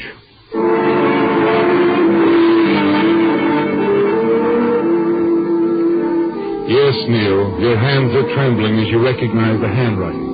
Read the return address on the envelope, the address of lovely Cynthia Walker. She's out of your life now, isn't she, Neil? No, she'll never be out of your life, will she? You're just out of hers. You walk across the lobby. Choose a chair near a light. Stare into space for a moment. The memory of that last moment with Cynthia crowding every other thought from your mind. It isn't pleasant to recall, is it, Neil? The unfortunate accident that cost you your reputation, your position, and the love of Cynthia Walker. At the very beginning of your career as an intern in an important metropolitan hospital. You remember Cynthia's angry words that followed. Yes, looking back to that day more than a year ago, it's hard to believe now that a few hours could have made so much difference in your future. And as you try to read Cynthia's letter, the words blur in front of your eyes. You can think only of the man responsible for it all. Charles Arthur Bennett, the man who lied when the truth would have cleared you. Charles Arthur Bennett, the man who called himself your best friend. Every time you think of Charles Arthur Bennett, you literally see red. Don't you, Neil?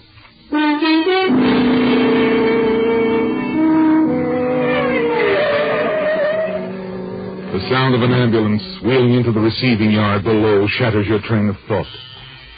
Across the room, the yellow light flashes on the switchboard. You put Cynthia's letter in your pocket. Yes, doctor. Cross to the switchboard. Yes, doctor. Yes, I'll make out the registration card right away. Admitting room, Pat? No, Miss Wilson is busy. 412 has had a relapse. They're taking the emergency to the third floor. Well, Dr. Graham wants you to go to the third floor drug room. What was the accident? Car crash. Hemorrhagic shock. Patient very weak. Dr. Graham wants you to prepare injections of Tyleptomine and Saccharin. Take them to the operating room, third floor. All right. I was afraid we might have one of these before the night was over. Get any details? No. Only there was an automobile accident. The man is unconscious. But the ambulance driver says his name is Charles Bennett, a salesman. Who did you say? Bennett. Charles Arthur Bennett, Los Angeles.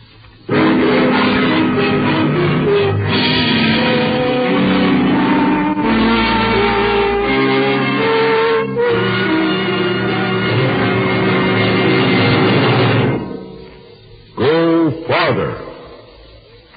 Go farther. Go farther. Just mention those two words, go farther, to motorists anywhere around these Pacific Coast states, and what do they think of? Why, Signal, the famous Go Farther gasoline, of course. Now, it goes without saying, in order to be known as the Go Farther gasoline, Signal has to give mighty good mileage. But sometimes the product becomes so celebrated for one feature, people forget it has other advantages, too. I'm referring to the satisfying performance, which naturally goes hand in hand with Signal's good mileage. As you've heard me explain before, Signal gives that good mileage by helping your engine run so efficiently that you save gasoline. And when your engine runs that efficiently, naturally you also enjoy quicker starting, peppier pickup, smoother power. That's why Signal hopes you'll remember. The best yardstick of a gasoline's performance is its mileage. To be sure of both, next time, fill up with Signal, the gasoline that helps you go farther. Go farther. Go farther.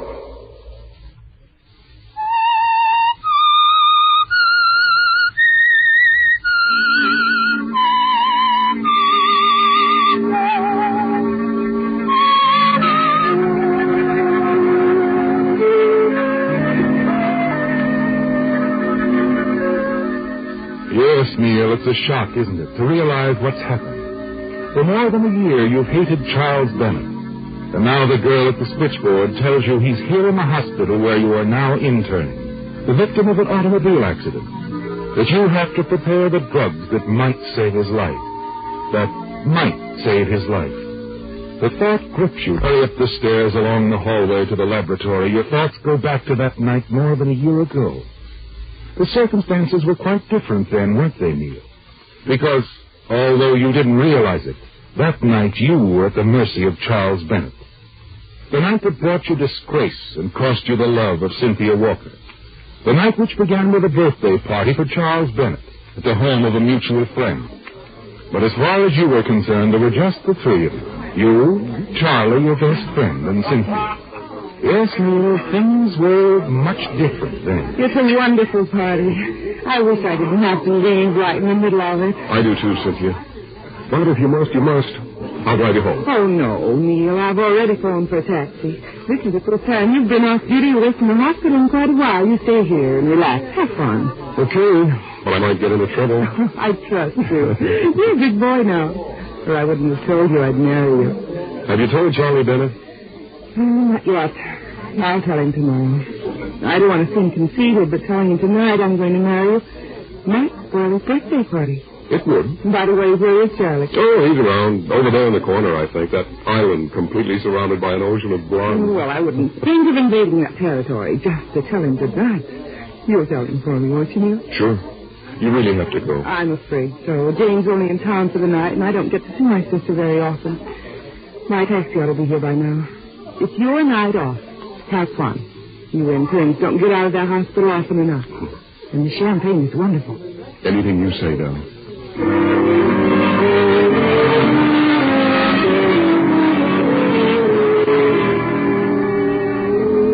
Reluctantly, you seat Cynthia to a cab and come back to the party.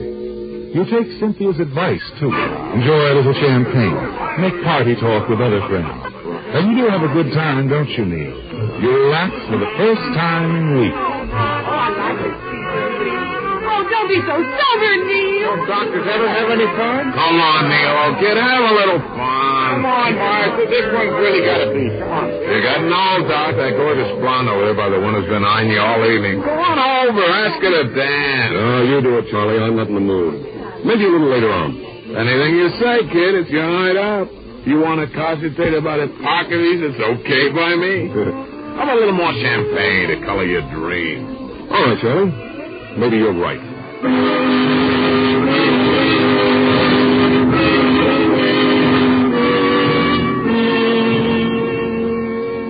For another hour or two, you enjoy yourself. Let yourself go. Stay until most of the crowd is left. Finally, you even convince your friend Charlie that it's time for him to go home, too. And in the lobby, going out. Why don't you leave your car here, Charlie, and go home in style, like I am? What do you mean in style? Take a taxi. What's the idea? I can drive, Neil. Don't tell me the good doctor's in his cups from a little champagne. No. But I never drive when I've had anything to drink. Well, you don't have to drive. A little bit of champagne won't bother me any. Look, I'll tell you what. We live close to each other. If you don't want me to drive my car, we'll use yours. You know, I'll be careful with your car. I can pick mine up tomorrow. Well, I'd sure rather take a taxi. Aren't any taxis around anyway? There's a stand about 3 blocks away. Not at night. Besides, you'll need your car to get to the hospital in the morning. Oh, come on, Neil. I'm okay. I'll be careful. All right, if you're sure, let's go. But take it easy now.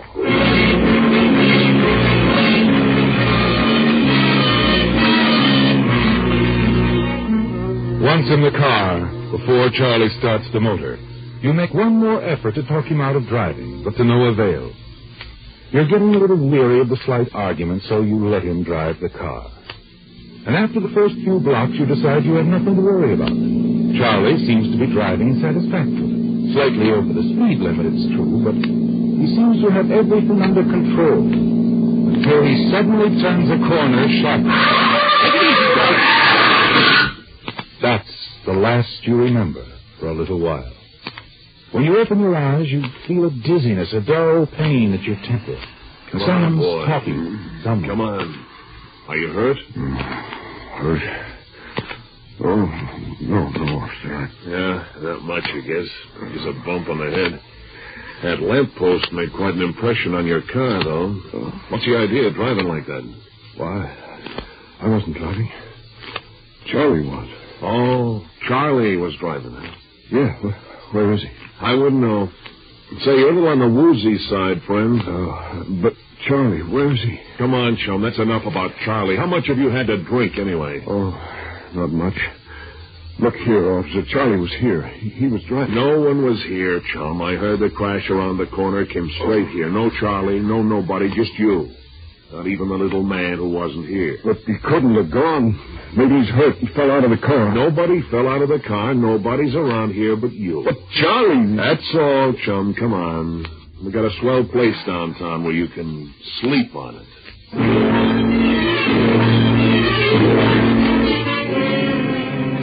It's like a nightmare, isn't it, Neil? You're bewildered, confused by what's happened. It's all a mistake, a horrible mistake. And you're sure Charlie will show up soon and explain everything. Then you're booked at police headquarters. Spend the rest of the night pacing back and forth in the city jail. But finally, next morning, someone comes and puts up bail for you. Outside, Cynthia is waiting. Hello, Cynthia. Good morning, Neil. I came as quickly as I could. Thanks. Thanks for springing me. Come along, Neil. I'll drive you home. How'd you find out I was here? The whole story's in the morning papers. You mentioned your connection with the hospital, too. I suppose so. Dr. Rogers called me about it. He was quite concerned. Well, he needn't have been. We'll get this whole thing cleared up in no time. No time at all. I hope so, Neil. Sure, as soon as I see Charlie Bennett. Charlie? He'll tell him what really happened. He was driving the car. It was all his fault. I was just... What's the matter, Cynthia? Why are you looking at me like that?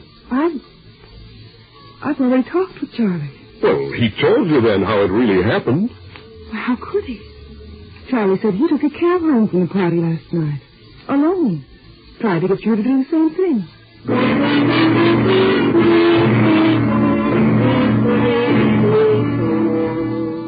It leaves you stunned, doesn't it, Neil? You're certain there must be some mistake. But once Charlie understands how much it means to you, he'll realize what's happened and tell the truth. It's too late to prevent the unfavorable publicity for the hospital, but at least you could be cleared in Dr. Rogers' eyes and in Cynthia's. You see Cynthia safely home and then take a taxi directly to Charlie's apartment. He isn't there, but the desk clerk recognizes you as a friend and lets you in. You settle down to wait and to think. Nearly 2 hours later, a key sounds on the door. Neil, boy. Why didn't you tell me you were coming? I would have left a key for you. I didn't plan on it. Anyway, the desk clerk let me in. You talked to Cynthia on the phone this morning, didn't you, Charlie? Cynthia? Yeah. Naturally, she was worried about you. Naturally. And what did you tell her? Oh, that's what's worrying you. Well, I didn't mean to do it, Neil, but I had to. You understand. You want a drink? No. Don't mind if I do.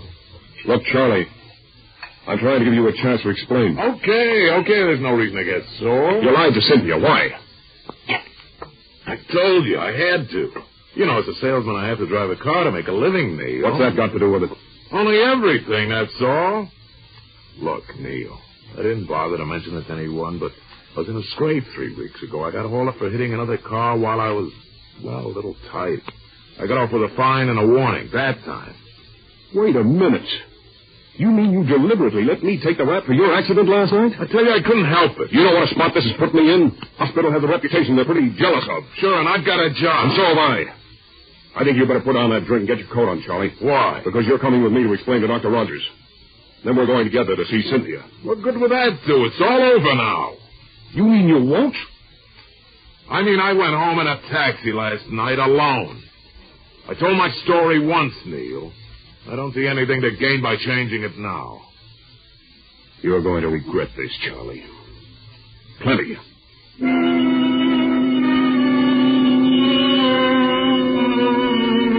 After you leave, it suddenly occurs to you that Charlie has a more important reason for lying. His job is only part of it.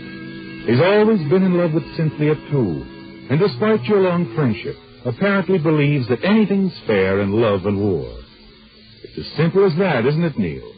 And with you out of the way, he's sure he'll have a clear field. And Cynthia. After all this, what about Cynthia, Neil?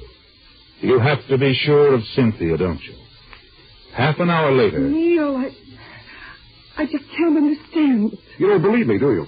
And you do believe Charlie. Why would he lie about a thing like this? Because he didn't want to lose his job. And because with me out of the way, he thinks he could marry you. Oh, that's fantastic. I've known Charlie for years. He wouldn't do a thing like that, Neil. Besides, he's your best friend. Yeah, he's proved that, hasn't he? Neil, aren't you forgetting that Charlie wasn't found in the wreck? That you were, all alone. Your story is too far-fetched. The police don't believe it. Charlie says it couldn't have been that way. And you, Cynthia? What do you say? Oh, Neil, what can I say? Do you think I want to believe this? And Dr. Rogers and the Foundation, what do they say? Naturally, I resigned from the hospital this morning. I couldn't do anything else. I don't blame them for what they think, any of them. But you, Cynthia, I thought... Oh, never mind. I guess there's no use in going over it all again. Neil, you're not going. Why not? I don't see it getting anywhere. What's going to happen to your career, Neil? Do you think you'll be able to intern anywhere else? I think so. I'm just as qualified as I ever was. My previous record was good, and I've learned a great deal about human nature. I'm sorry this has been too much for you, Cynthia. I haven't. You wouldn't consider marrying a man you didn't believe, would you? I want to believe you. More than I ever wanted to believe anything. Well, maybe you will someday. Or maybe you'll learn the truth. When you do, let me know. You'll be able to find me.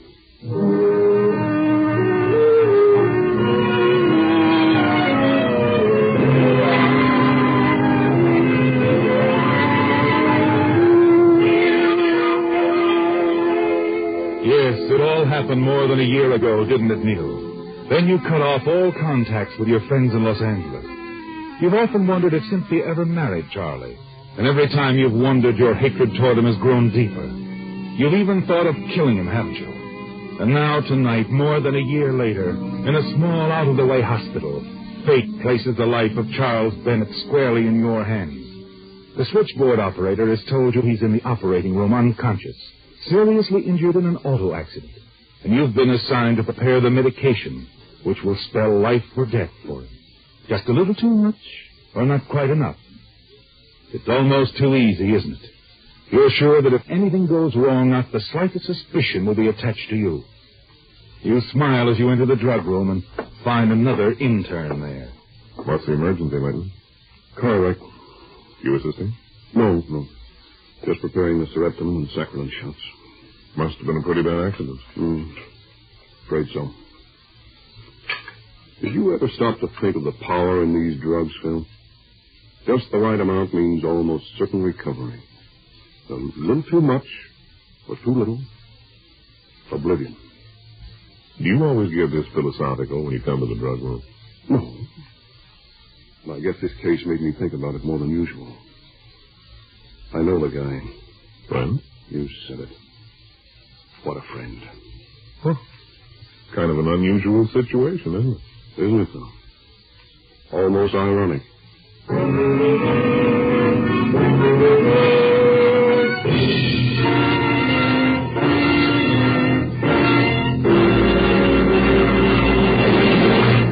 Did you know that in 1925, the average car was scrapped when it was only 6.5 years old and had gone less than 28,000 miles?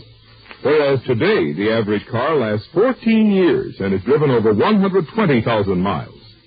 Much of the credit for this longer life naturally goes to automotive engineers for improved construction. But much credit also must go to lubrication experts for more scientific, more conscientious lubrication, such as cars now receive at Signal service stations. I call Signal lubrication scientific because there's never any guesswork involved in locating the many hidden lubrication points on your car or in deciding the proper lubricant to use. Instead, Signal dealers follow Signal's lubrication guide, in which the maker of your car clearly shows every lubrication point and clearly specifies which of Signal's scientifically engineered oils and greases each point should have for longest trouble-free service. And I call Signal lubrication conscientious because Signal dealers check each vital point a second time just to make double sure not a single part is ever missed. Not only does this make your car run better and last longer, but you feel a lot better, too, knowing every part is protected by lubrication you can really depend on. A Signal double-check lube job from a Signal service station.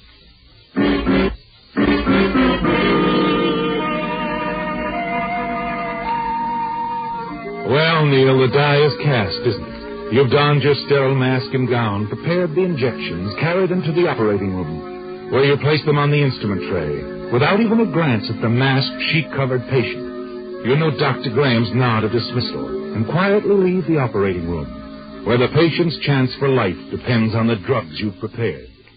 You never dreamed you'd have such a perfect opportunity with Charlie Bennett, did you, Neil? After removing your mask and gown, you return to the hallway, light a cigarette,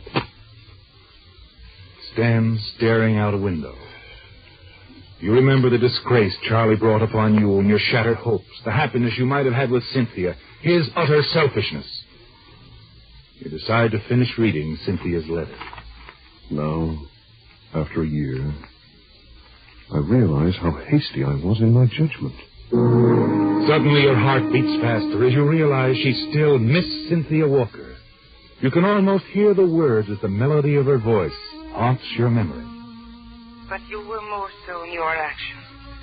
Your sudden, abrupt leaving, not letting me know where you were. I know now how wrong I was to doubt you. But even when my doubts were deepest, I loved you. You told me once a woman loves in spite of man's weakness, not because of his strength. Remember, Neil? Well, so it was, and is, with me. I haven't changed, and I can't believe that you have, Cynthia. You turn away, stare out the window. Suddenly you're horrified that you, a doctor, have allowed your hatred for Charles Bennett to bring you to the point it did. Finally, the door to the operating room opens. The still form is wheeled silently past you. You continue to stare out the window. Then you toss away your cigarette, light another. Wait for Dr. Graham to emerge from the operating room. As he leaves the operating room and enters the hallway, you walk slowly toward him. How's the patient, Doctor? Patient's going to be all right. Glad you were around. Serotonin's a godsend. May I have a cigarette, Layton? Sure, Doctor.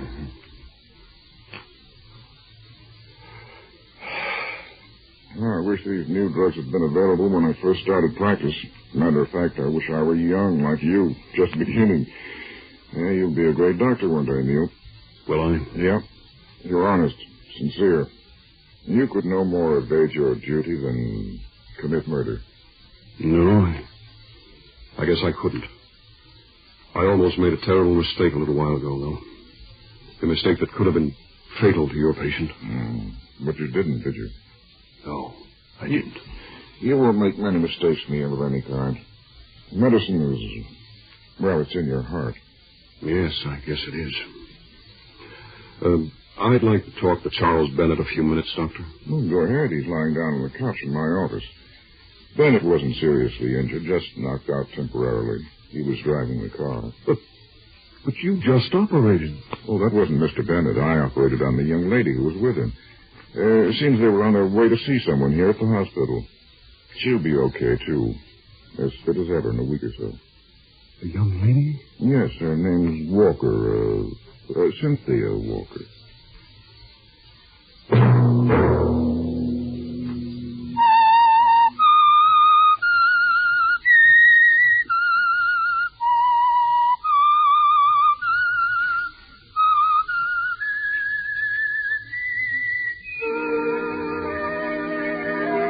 Let that whistle be your signal for the Signal Oil program, The Whistler, each Sunday night at this same time. Meantime, Signal Oil Company and the friendly independent dealers who help you go farther with Signal gasoline hope you'll remember.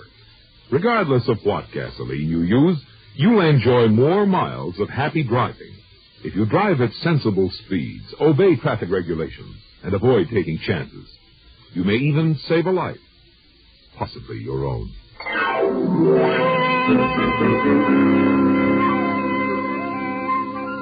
Featured in tonight's story were Bill Foreman as the Whistler, Les Tremaine, Virginia Gregg, Margaret Brayton, Paul Freese, Ted Von Eltz, and Rye Billsbury. The Whistler was produced and directed by George W. Allen, with story by Ed Bloodworth, music by Wilbur Hatch, and was transmitted overseas by the Armed Forces Radio Service. The Whistler was entirely fictional, and all characters portrayed on The Whistler are also fictional. Any similarity of names or resemblance to persons living or dead is purely coincidental. Remember to tune in at this same time next Sunday when the Signal Oil Company will bring you another strange story by The Whistler. Marvin Miller speaking for the Signal Oil Company. Stay tuned now for our Miss Brooks starring Eve Arden, which follows immediately over most of these stations. This is the CBS Radio Network.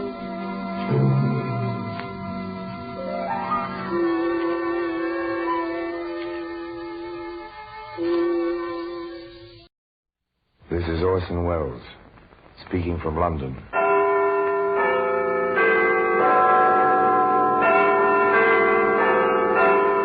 The Black Museum, the repository of death. Yes, here in the grim stone structure on the Thames which houses Scotland Yard is a warehouse of homicide, where everyday objects, a teapot, a sewing needle, a folding camera, all are touched by murder. Now, here's a handkerchief, a khaki handkerchief. Soldier's handkerchief. Common enough sort of thing during the war. A handkerchief stock. Fairly clean, if a bit moldy. That would be from exposure, Thompson. Looks like army issue. It is, but no hero used it. You can bet on that.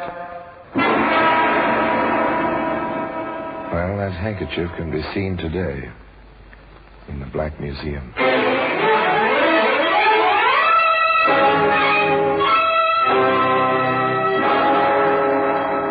From the annals of the Criminal Investigation Department of the London Police, we bring you the dramatic stories of the crimes recorded by the objects in Scotland Yard's Gallery of Death, the Black Museum.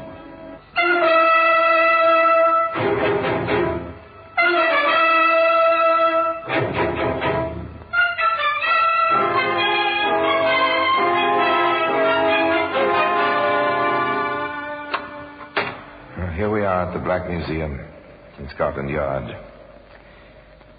Just coming to this silent room.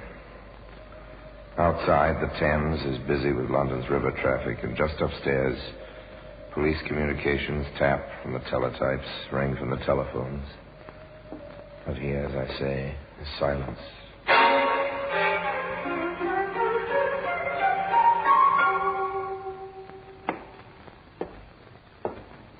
Now, here's a length of garden hose. Once it was connected to an exhaust of a car. From there up through the floorboards. The time was winter. The driver rode with all the windows closed, and the car crashed. The man died. It wasn't exactly an accident, no. It was murder. Here's a German Mauser, war trophy, heavy gun. Strange, a tiny woman held it with two hands, smudged her own fingerprints. She was found out. Her hands gave her away. The paraffin test, you know, for gunpowder smoke. Ah, there we are. Here it is, the khaki handkerchief. Originally, it was intended for camouflage. Fairly shouted for recognition at the right time in the wrong place. Yet the trouble first appeared as the commonplace ringing of a telephone.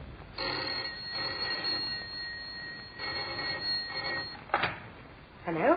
Mrs. Lyons? Yes? This is Liz Hart. How are you? Fine. And you? All right. I'm a little worried, though. Kathy's so late getting home. Is she with Doris? Well, they're not here. I thought Doris was with Kathy at your house. Oh, dear. Now, where have they got to? Oh, probably stop at one of their friends' houses. Now, don't you worry. Cassie will come home with my Doris, and both of them will be full of So joy. ordinary, so commonplace. One mother worries, the other doesn't. Later, around 6, the worrier, Mrs. Hart, Kathy's mother, speaks to her husband. You'll have to speak to Kathy when she gets home. Isn't she home? It's practically dinner time. I thought she was in her room. She's off somewhere. Oh, John, I'm so worried. You call the places where she might be? Hours ago. No one's seen her. Well, we'll have to wait until 6:30. Then I suppose we'll have to start looking for her. Oh, when will Kathy learn to let us know? 6:30. No Kathy, no word from Kathy. This time the telephone rings in the Hart household. Mrs. Lyons is calling Mrs. Hart. Yes. I assumed you'd call me if Doris turned up with Kathy at your house. Oh, dear, I wonder where they can have gotten to. A frantic Mrs. Hart cradles the telephone, looks to her husband. Together they leave the house, go out into the darkening street to ring doorbells.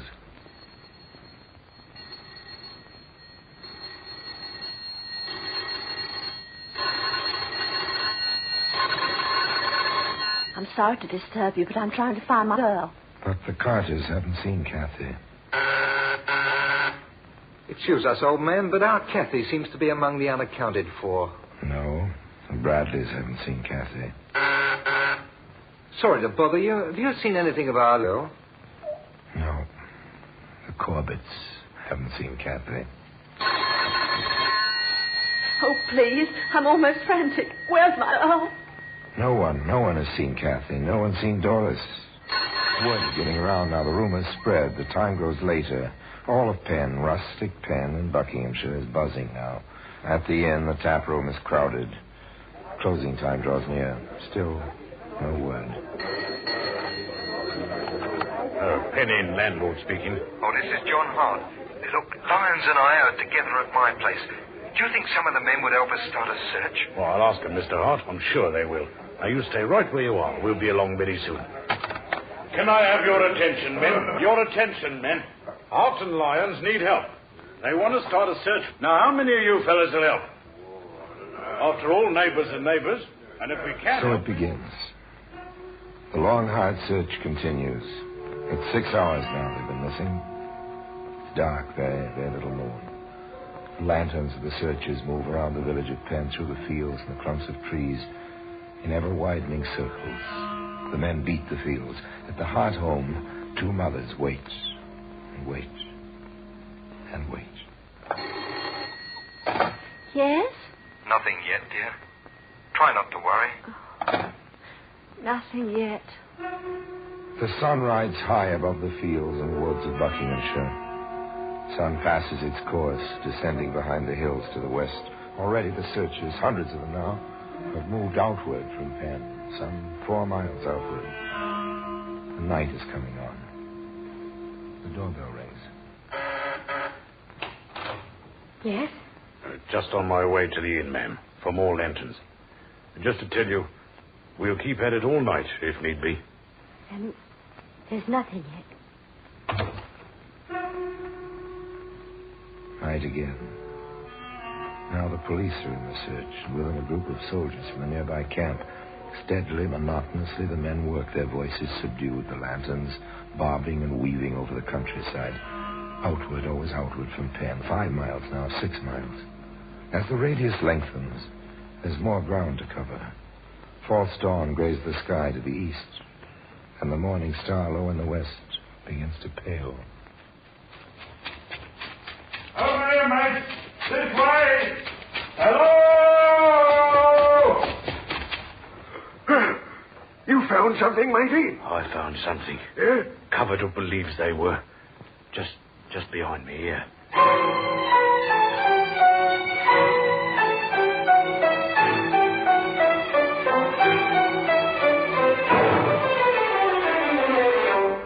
Found.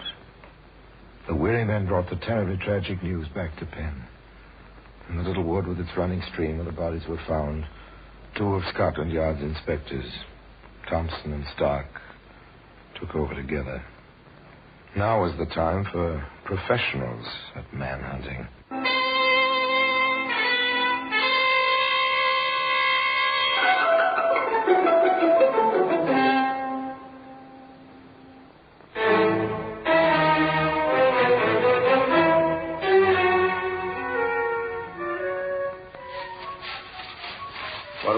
Stark? Not much. Barely anything to go on. Gas mask container, wooden, out near the road. I don't think they were killed here, do you? No, chances are against that. One of the men brought me this. A handkerchief, Stark. Fairly clean, if a bit moldy. That would be from exposure, Thompson. Looks like army issue. It is, but no hero used it. You can bet on that.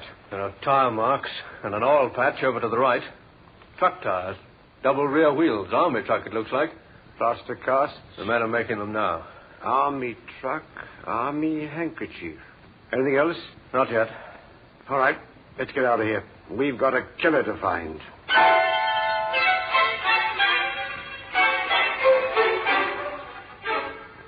They know the routine, these two. But grimly, they set about the work. Stark takes the gas mask container, the plastic casts, the handkerchief, to the experts at the yard. Thompson stays on in pen. He visits a different kind of yard. Doris and Kathy were once my pupils, Inspector.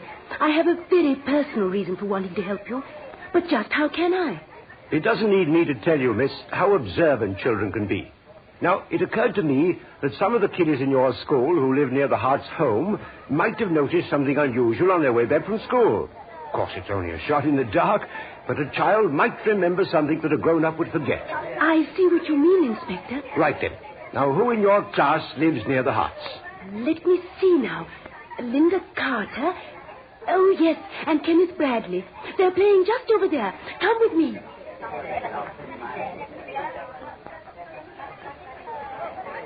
Now then, what's your name, young lady? Linda Carter. And yours, my lad? Kenneth Bradley, sir. I understand you two both live in the same street as the Harts. Yes, sir. I live next door. Kenneth's a couple of houses down. Right, Kenneth? Yes, sir. Now, I know you'd like to help me if you could. I think your teacher told you I'm from Scotland Yard. She sure did. You don't look like a detective. Detectives usually don't look like detectives. Now, let me tell you something. We're looking for a truck.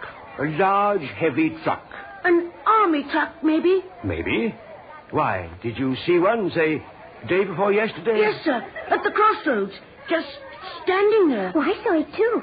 It was a big one. Oh, anyone in it? Just the driver. He had an awful red face. And he had glasses on with silver rims. He was sitting there smoking. Can you tell me anything about the truck? Yeah. No, I just remembered the man in it.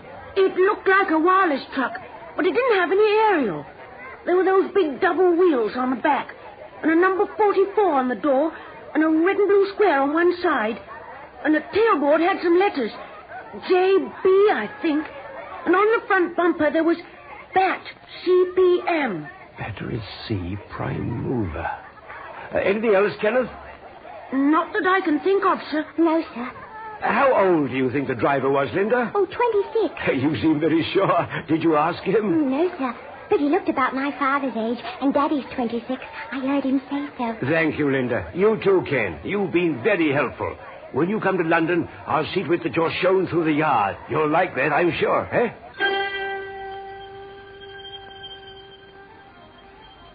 Inspector Thompson sought out his colleague Stark at Scotland Yard. I've got good descriptions. The truck and the driver. How about you, old man? Laundry mark in the handkerchief. Print on gas mask container, that's all. Anybody seen them in the truck? A man and a woman, about a mile apart, along the line from the school towards where they were found. Any numbers in the truck? Battery, regiment, and division insignia. That laundry mark's going through the mill. H2503 has been checked in every laundry in the county of Buckingham. Good. I'll get onto Army intelligence. We'll find that truck, the outfit that uses it, and the man who drives it. A leaky axle drips oil, does it? We'll see about that. Well, that handkerchief can be seen today in the Black Museum.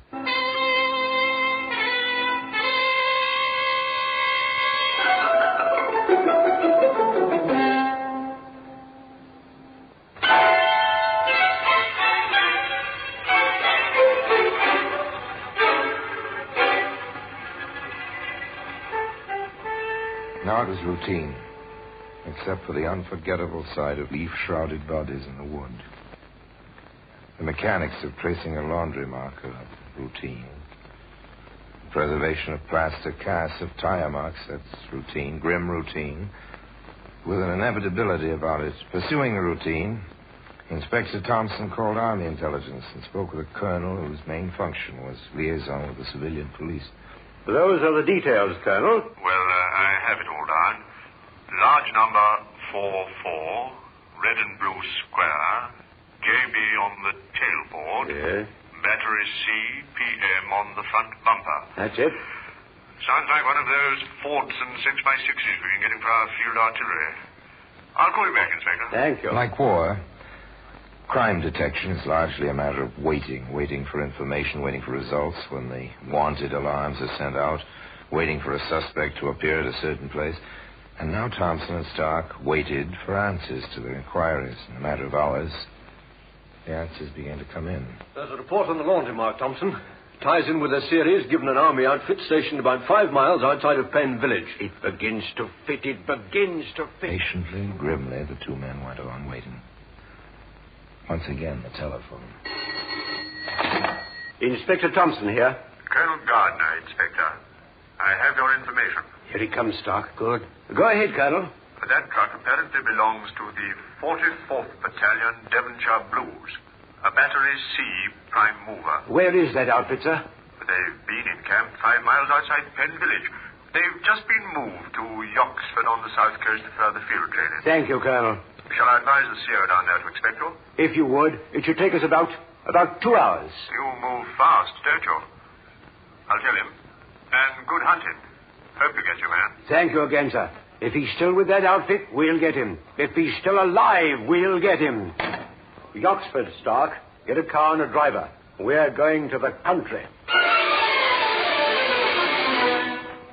Traffic was light in gasoline-rationed England.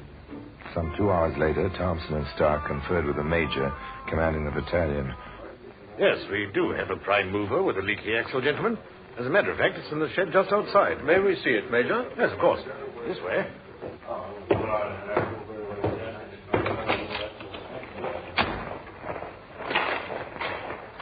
I have the tire cast, Stark. Good. Well, our accommodations are still a bit primitive. No proper garage facilities. We just moved into this setup day before yesterday. We understand, Major. You've been having much trouble with that truck? Oh, yes. A few days ago, just before we broke camp near Penn, that's over in Buckinghamshire. Yes, we know the place. We released the truck to the maintenance depot. Apparently, there isn't much they can do with it. The main differential is the problem. Well, there we are. JB on the tailboard. Have a look at the inside, will you? I'll take the tires and the markings. Check. 44 on the door, yes. Big enough, but I could hardly miss it. Red and blue square. Our battery shoulder patch, Inspector. Yes, I thought so. Markings all checked. Let me see now. The tires. Fallen in here, Thompson. Yes, tires checked with the cast stock. Well, we expected that. Here's something on the tarpaulin. What do you make of these stains? Want to guess, old man? Oh, your guess is as good as mine, and it'll be confirmed by pathology. Blood. I think we're through here, Major. May we go back to your office, please? Blood on the tarpaulin, crumpled up and tossed into a corner of the truck. I don't think they were killed here, do you? No. Chances are against that. No blood around here. But blood on the tarpaulin in the truck. The two detectives and the major went back to the orderly room. I think we'd better see the driver of that truck, Major. Oh, yes, of course. Sergeant Carroll.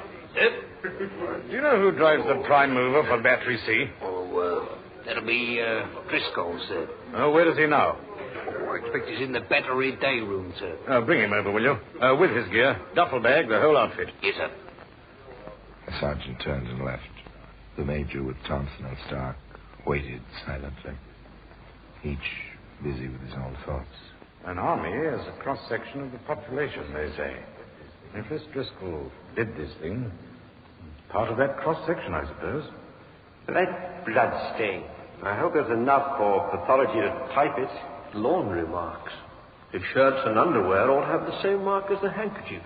If he's the man. In the day room of Battery C, the situation was normal. The sergeant walked in without attracting too much attention.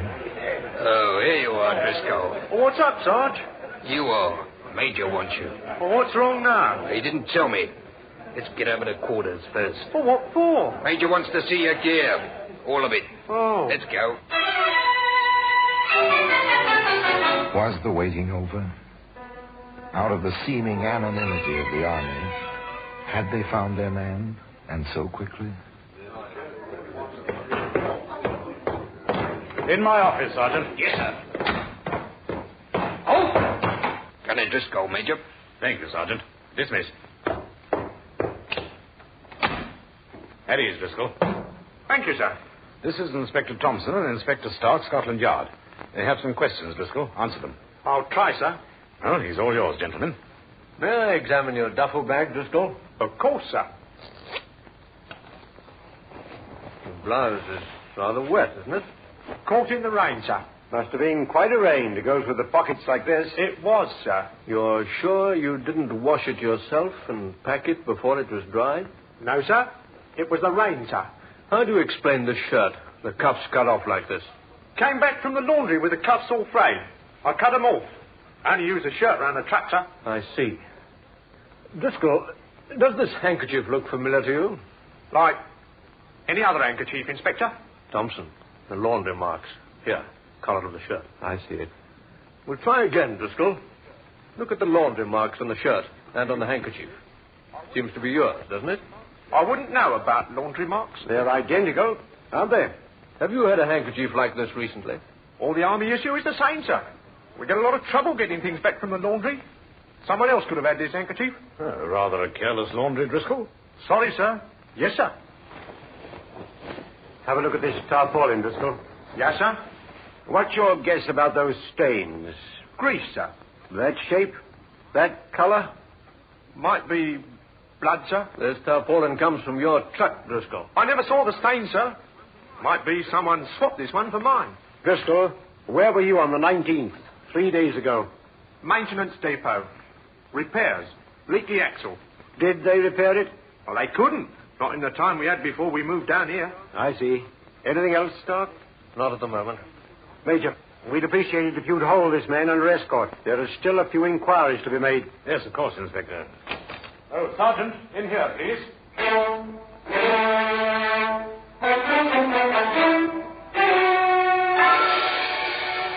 There were still the loose ends on identification on the laundry problem. Driscoll wore horn-rimmed glasses. Inspector Thompson asked some more questions. I see, Corporal. He wore army issue and suddenly he bought himself the horn frame. You joked with him about it, and he didn't like it. Grew angry, did he? Inspector Stark visited the regimental laundry depot. No complaints from Gunner Driscoll about losing things for him. Never tore or frayed his shirts. I see. Thank you. Stark stayed with the shirt. A battery mate of Driscoll's had noticed the missing cuffs. The night you rolled in here, you noticed the cuffs missing. That was the night of the 20th. Very good. Inspector Thompson turned up an interesting item. Say that again, Sergeant. Night we came in here, we heard about those two in the woods. We were shooting the breeze about it in the day room. All at once, Driscoll looks around and says, 10 to 1 there's a murderer in here, that's what. And once again, a telephone. Yes? Oh, it's for you, Inspector. Thank you, Major. Inspector Thompson speaking.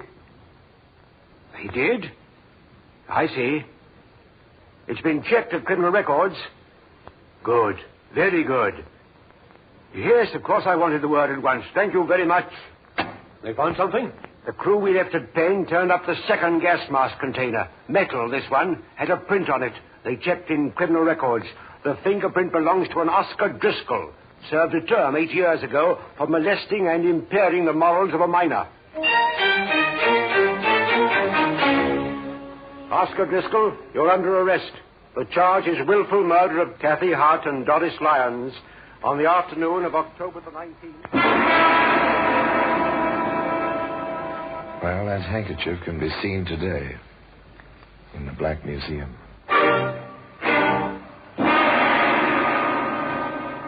The defense, of course, was insanity. The defense tried to prove that Driscoll suffered from schizophrenia, split personality, that he had no recollection of what he'd done, and therefore no legal responsibility. The jury brought in its verdict, and finally, this man died at the hands of the public executioner. There was apparently no doubt in the minds of the jury that This man had known and planned exactly what he'd done. At any rate, the khaki handkerchief remains in its usual place. In Scotland Yard, in the Black Museum. And now, until next time, till we meet again in the same place, and I tell you another story of the Black Museum, I remain as always, obediently yours.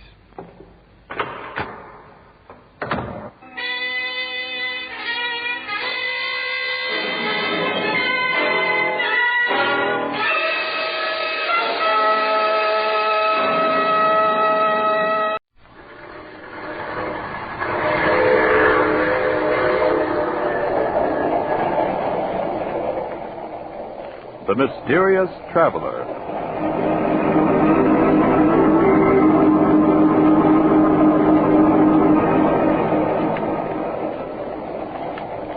This is the Mysterious Traveler, inviting you to join me on another journey into the realm of the strange and terrifying. I hope you will enjoy the trip, that it will thrill you a little and chill you a little. So settle back and get a good grip on your nerves. If you can.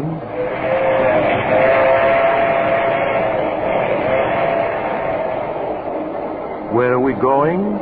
Well, we're going to call on Edward Farrington and his 3 sisters, a little family of 4 who love each other devotedly, and whose story I call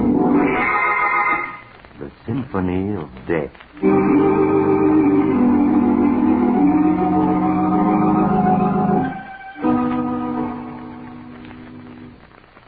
Edward Farrington and his sisters live by themselves in a large, gloomy old house on the outskirts of Boston. It is evening, and Edward is on his way home when his attention is attracted by a small establishment which is advertising a closeout sale. An economical and foresighted man, Edward stops his car and enters the dimly lighted shop. Good evening, sir. May I serve you? I'm not sure. I saw your sign, and it occurred to me that by purchasing now something I'm sure to need sooner or later, I might save a substantial sum. You are very foresighted, sir. Now, here is a design I can recommend unreservedly. A simple white column, yet cut from the finest Carrara marble. I see. The angel on top is of a single piece with a shaft. It can never be dislodged or separated. In every inch, in every line, it expresses dignified grief. Yes, I agree with you, but I'm afraid it's too expensive. What are these stones here in the corner? These? They are our simplest designs. Polished granite cubes with just enough room for the name and the date. They are excellent memorials, but I am sure in the long run you will get greater satisfaction from something more appealing to the eye. No, I think these will do excellently. Yes, they're just what I had in mind. I'm particularly pleased by the fact that they're all alike. I see. You wish all 4 of them, then? No, not 4, just 3. 3 will quite prepare me for all eventualities. Will you be able to store them for me until they're needed? Yes, we can store them at our main warehouse, if you wish. Excellent. I suppose I might as well give you the inscriptions to be carved on them while I'm here. You can leave room for the dates to be added. Of course, sir. Then if you'll just take this down. In loving memory of Florence, sister of Edward Farrington.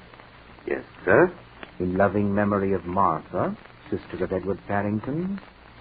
In loving memory of Emily, sister of Edward Farrington.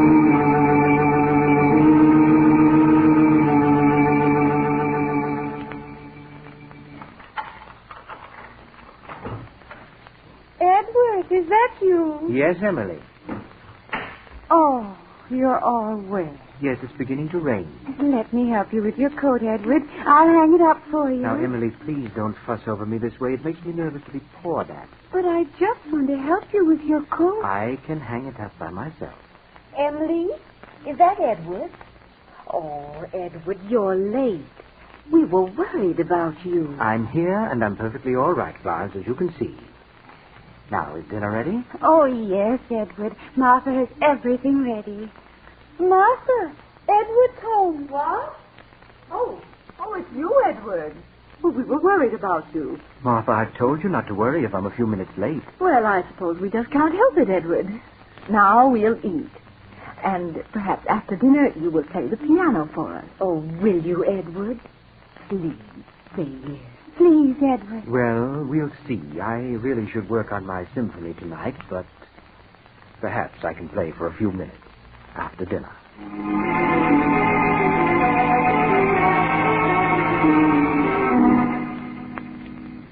And so, after dinner, Edward played for his sisters on the great piano in the library. Emily and Florence crowded close to him as he played, and Martha, busy with her knitting, sat and watched them with fond gaze.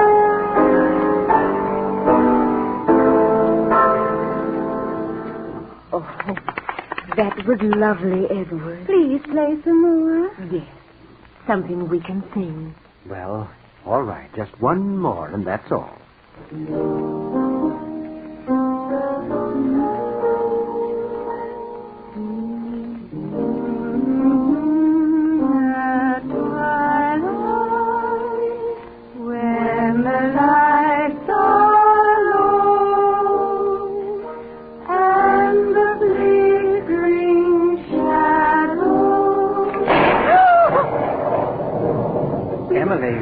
It's just thunder. You mustn't jump like that. It can't hurt you.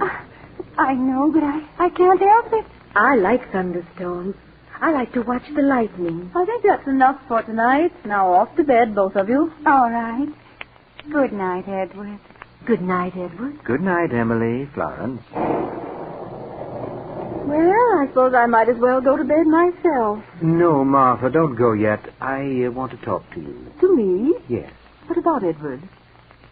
How old are you? How old? I'm 35. Oh, no. Why be silly about it? I'm 37. You ought to get married. You still could, and you owe it to yourself. I shall never marry Edward. I promised Father that I'd look after things and keep the four of us together as long as we live. And I will. As long as we live. But perhaps we'd be better off if we weren't together. You can't mean that. But I do. I need solitude in which to finish my book and my symphony.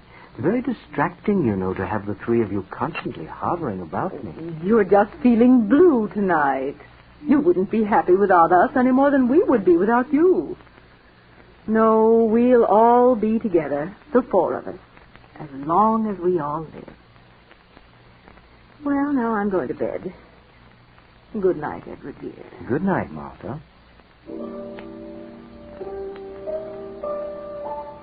We'll all be together, the four of us, as long as we live. As long as we all live.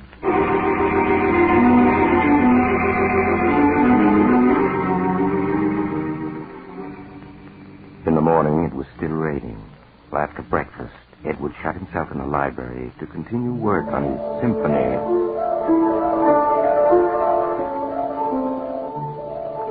Doesn't Edward play well, Emily? Edward's a wonderful player. Let's listen a minute before we go upstairs. Do you think he'd really mind if we went in? If we just sat very quiet? I don't think so. We'll be very quiet.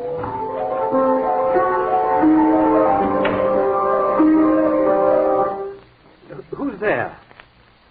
Oh, it's you two. We're sorry, Edward.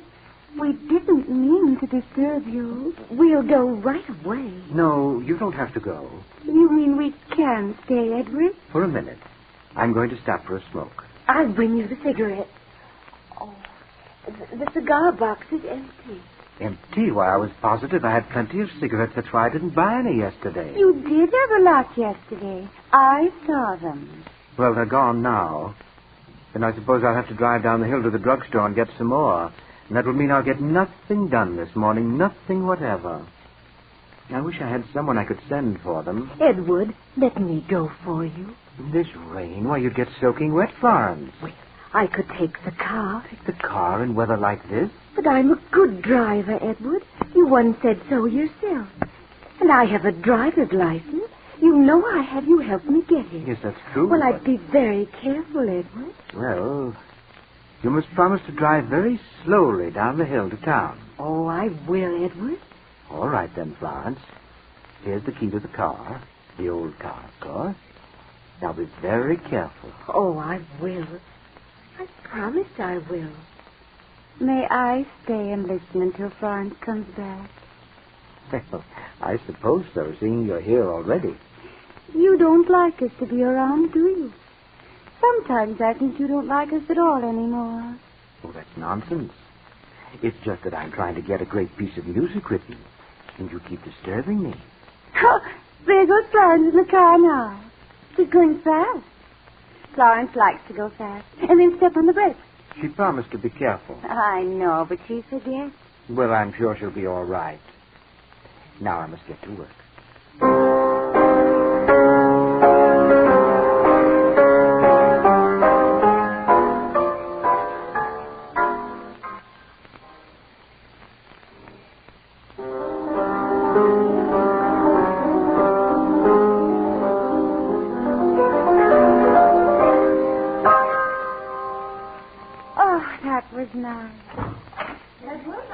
You a jacket. Well, I'm perfectly comfortable, Martha. I don't need a jacket. You mustn't take chances. Here, put it on. Oh, all right. What? Is she up there? Oh, no. She's gone to get Edward some cigarettes. Gone out? In this rain? Edward let her take the car. Edward, you didn't. Martha, please don't get excited. She can drive, and she promised to be careful. But you promised never to let her drive alone. You know how she drives unless someone's with her. Really, she's a better driver than you think. There's nothing to be alarmed about. She'll be back any minute, and then... I'll answer it. No, it's probably for me. I'll answer it. Hello? Yes, this is Mr. Farrington.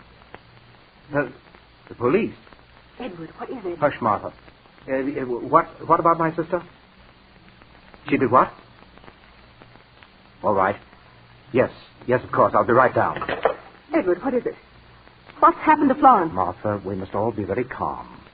Florence has had a terrible accident. No. The brakes of the car apparently gave way at the bottom of the hill. Florence ran off the curb and crashed into the rocks there. She was killed instantly.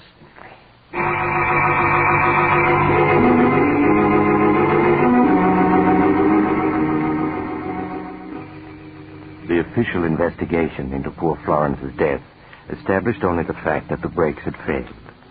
But the brakes had only been checked the day before, as Edward proved to the police. Accordingly, they ascribed death to an unfortunate mechanical failure and closed the case. Edward, however, could not dismiss it from his mind so easily. Edward, you can't go on like this day after day, brooding about poor Florence's death. Oh, my dear, I blame myself for it. If I hadn't let her take the car. I know, Edward. Why don't you try to work on your symphony? It'll help take your mind off Florence. No, I can't possibly do any work on that yet for a while. No, but I have another notion. I think I'd like to write our family history. Our family history? Yes, and it seems to me that once in Mother's old trunk in the attic, I saw a lot of letters that were written to her by relatives. Are they still there? Why, yes, they are. I'd like to look them over. They might help me get started on my history. Will you show me where they are, Martha? Why, yes, of course. We'll go up to the attic and I'll get them out for you right after lunch.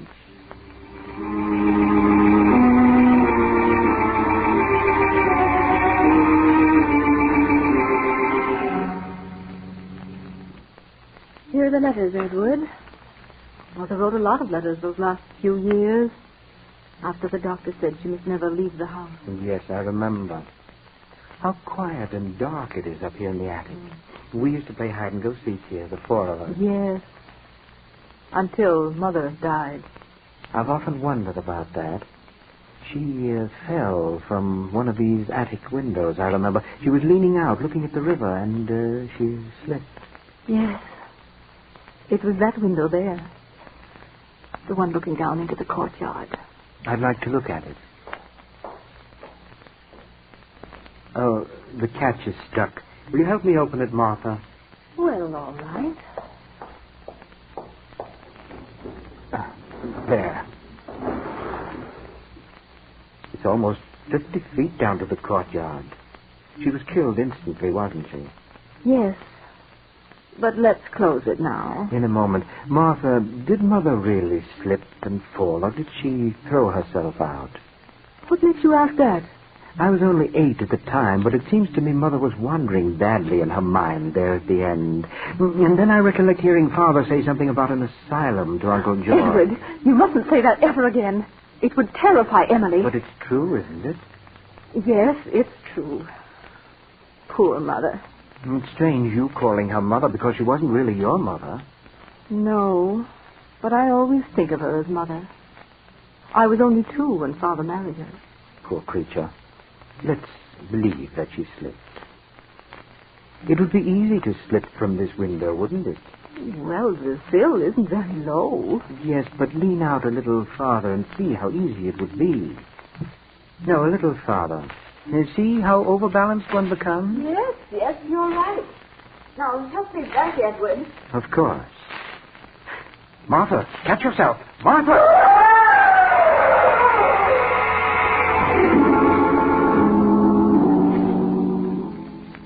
Poor Martha's tragic death, coming so soon after Florence's, was a great shock to Emily and Edward.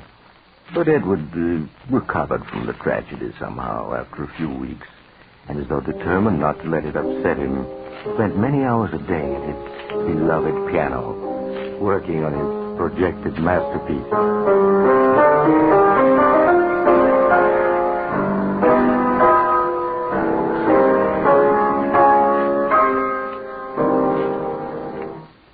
Oh, Edward, that was wonderful.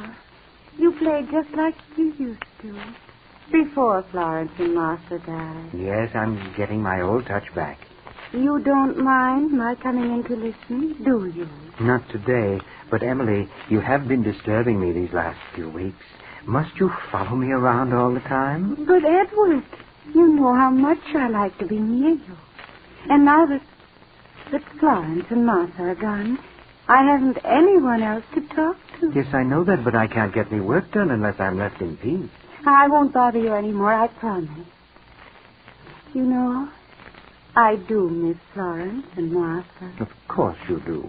But just the same, it's been awfully nice having you all to myself since they went. I'm afraid it's very lonely for you. Oh, no, it isn't. I like it. Yes, but I think we'll have to get a housekeeper. She'd be company for you, and she'd look after things. In fact, I'm going into town to interview a housekeeper today, Mrs. McDonald. You'd like to go with me, wouldn't you? Oh, yes, Edward. We'll take the car and have a nice drive at the same time. Oh, that'll be fun. Now, how would you like to go out and get the car started for me? Get the car started? Yes, I have to tend to a few things before we go, and the motor needs to warm up. It's not working very well. Oh, Edward, do you think I could start it? Of course you could. Just turn on the switch and step on the starter, and then let it run until it's good and warm. All right, Edward. May I have the key? Yes. Here you are. Now, this is the ignition key. Mm-hmm. And use the little side door to get in. I'll unlock the big doors when I come out. I can pretend I'm driving it. Will you be long? No, just sit in the car and wait until I come. All right, Edward.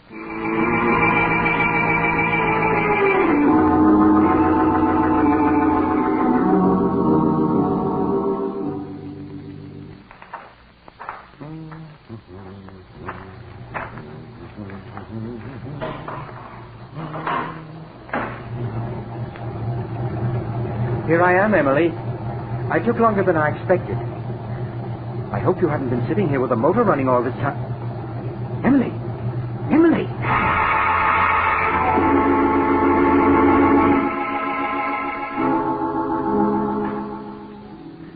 With Emily's unfortunate death from carbon monoxide poisoning, Edward Farrington was left quite alone in the great old house. His neighbors saw little of him, though they could hear him at his piano for many hours each day. They knew, however, that a week after Emily's funeral, he hired a housekeeper, Mrs. McDonald, to take charge of the house for him. Now, Mrs. McDonald, this is your first day, and before you start, I'd like to explain a few things to you. Of course, Mr. Farrington. As you know, I've suffered the tragic loss of all my sisters in the past few months. Oh, yes, sir. A great sorrow it must have been. But they do say tragedies come in threes. Indeed, they seem to. But I'm sure I'll be quite comfortable now with you to look after me. I surely hope so, sir. I'm certain of it. Now, I'm a rather moody man, and I'm working upon some music for which I have great hopes. Yes, sir. Above all else, I wish to be left alone. I do not want to be disturbed. Is that understood? Quite, Mr. Farrington. You may call me at mealtimes. At all other times, I prefer that you do not even enter this part of the house. I understand. Good. That's all, I think. Just put up with my little oddities, and we'll get along very well. Yes, sir. Then I'll see about the ordering for dinner now, sir, if you'll excuse me.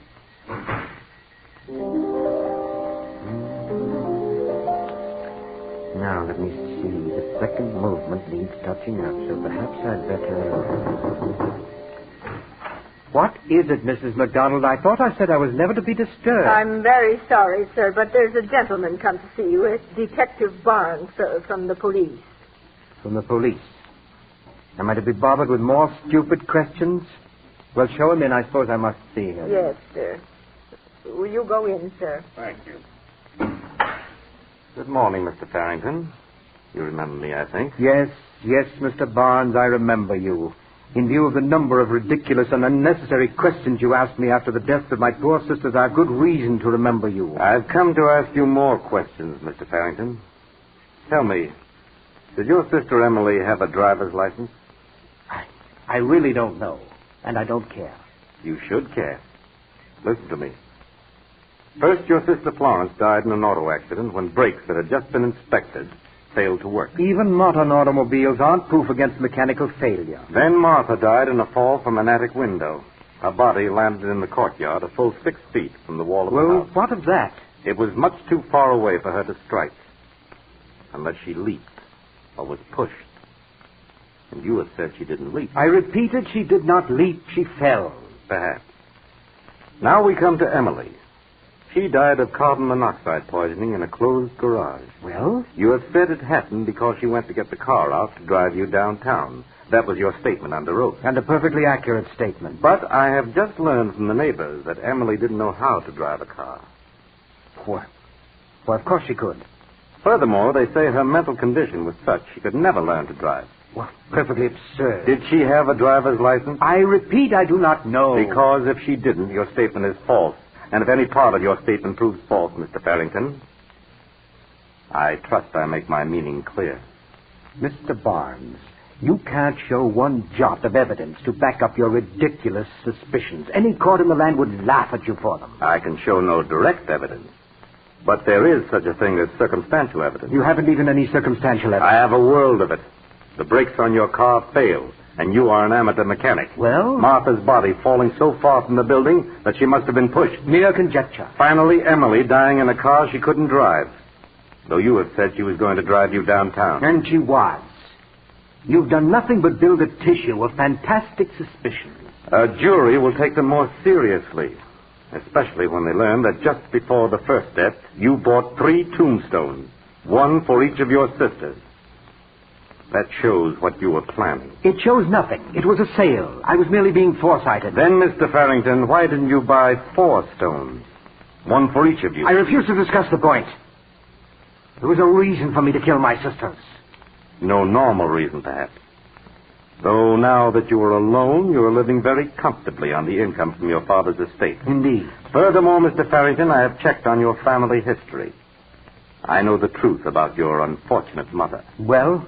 The facts concerning her might cause the jury to look differently upon you. It might influence the jury to bring in a verdict of murder while of unsound mind. Get out. Get out of this house, do you hear? You can prove nothing. Nothing whatsoever. All right, Mr. Farrington. I'm going. But I'll be back. No, wait. I'm ill. Help me, Here, sit here. That's it. It's my heart. There's medicine in my desk drawer. There. A small bottle. The desk here? Here's the blue bottle. Is this it? Yes. Hurry. There's water in the thermos jug. Yes, I have it. Here's the water and a pill. Swallow it. Yes, thank you. Well, that's better. The pain is going away. Then, Mr. Farrington, I'll be on my way. I warn you, I'm going to check as to whether Emily had a driver's license. Today is Sunday, so it may take me a few hours. But if I find she had no license, I'm going to return with a warrant for your arrest. No, there's no need for that. Of course the poor simpleton had no driver's license. I should have thought of that. I should have thought of that. Then you admit you killed her? Certainly I did. Why shouldn't I? She annoyed me. Me, a genius. I'm afraid a jury won't care whether you're a genius or not, Mr. Farrington. Do you suppose I care what a jury thinks? A genius is not answerable to the laws that bind other people. The law does not agree with you. The law? What do I care for the law?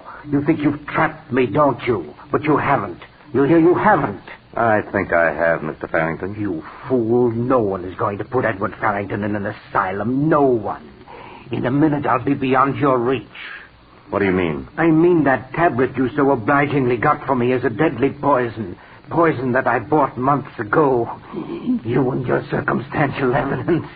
You're never going to get a chance to use... Never get a chance to blacken my name? But Detective Barnes... Yes? What is it? Promise me one thing. Promise me you won't let them bury me with my sisters.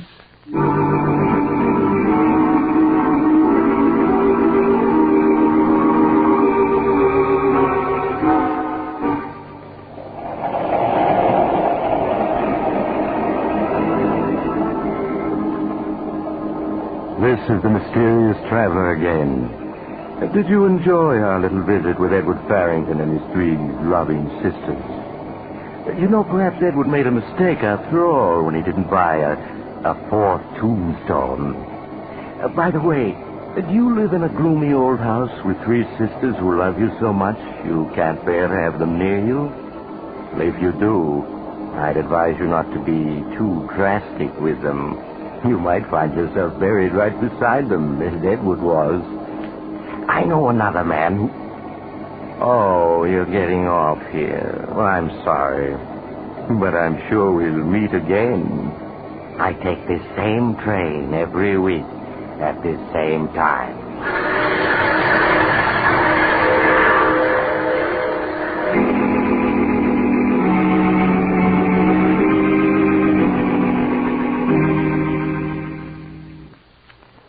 You've just heard The Mysterious Traveler, a series of dramas of the strange and terrifying. But before we tell you of next week's exciting story, here is Maurice Tarplin, the mysterious traveler himself, with a brief but vital message from your government. You all know that the stories we tell on this program are just stories, designed to entertain you, but not to be taken too seriously. Well, what I have to say now, however, is not a story, and is deadly serious. All over the world, people are starving. The United States and other food-producing nations are fighting a battle against famine. To win, food stocks must be conserved. You can help conserve them by canning and preserving food for your own use. If you have a victory garden, put up as much as possible from it. When your local markets feature an abundance of fruits or vegetables suitable for home preservation, can or preserve a winter's supply and release that much commercially canned food for the starving. Conserve your sugar for canning purposes. Follow the wartime rule of 1 pound of sugar to 4 quarts of finished fruit. And be sure to use only safe, tested methods. If you want information on any phase of home food preservation, write to the United States Department of Agriculture, Washington 25, D.C. Thank you, Maurice Tarplin. In addition to Maurice Tarplin, today's cast included Eric Dressler, Hester Sondergaard, Ann Tiemann, Inga Adams, and Martin Wolfson. Original music was played by Doc Whipple. The Mysterious Traveler is written and directed by Bob Arthur and David Kogan.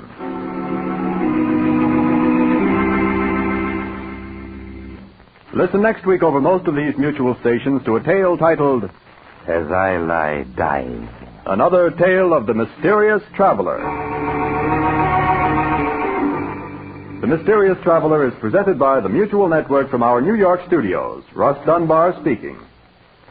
Stay tuned to this station for another exciting crime drama, True Detective Mysteries, which immediately follows station identification. This is the Mutual Broadcasting System.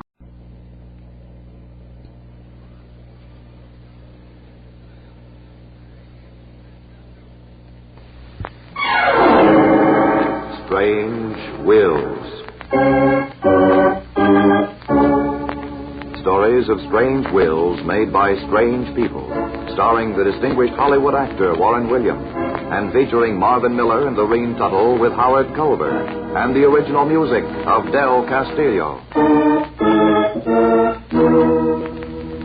I devise and bequeath to my heirs the 7 deadly sins: envy, hate, jealousy, greed, anger, despair, and revenge.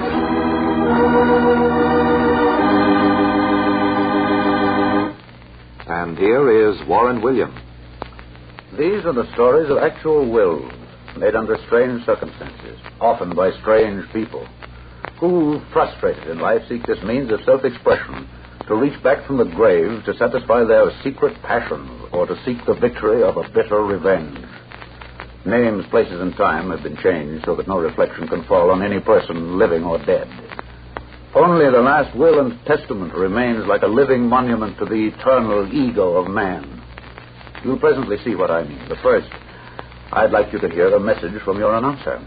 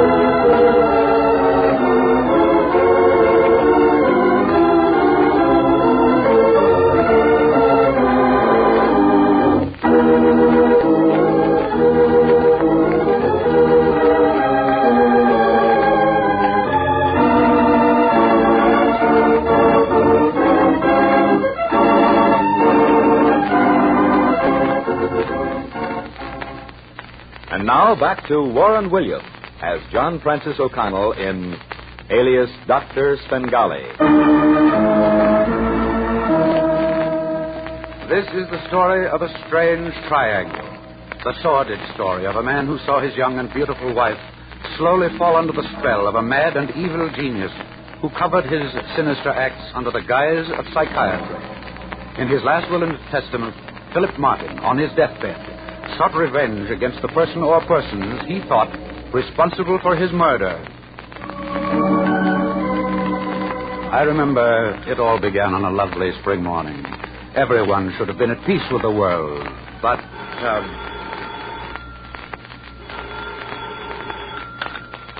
Mr. O'Connell speaking. Mr. O'Connell, this is Mrs. Marilyn Martin, the wife of Philip Martin. Oh, yes, Mrs. Martin. How are you? Oh, Mr. O'Connell, something dreadful has happened. Philip has had a horrible accident. Oh, I'm sorry. He's here at the Good Samaritan Hospital. He keeps asking for you. Can you come over, Mr. O'Connell? Of course. I leave at once. Oh, thank you, thank you. I'll be waiting in the lobby for you. But hurry, Mr. O'Connell. Please hurry. I'll be there as soon as possible, Mrs. Martin.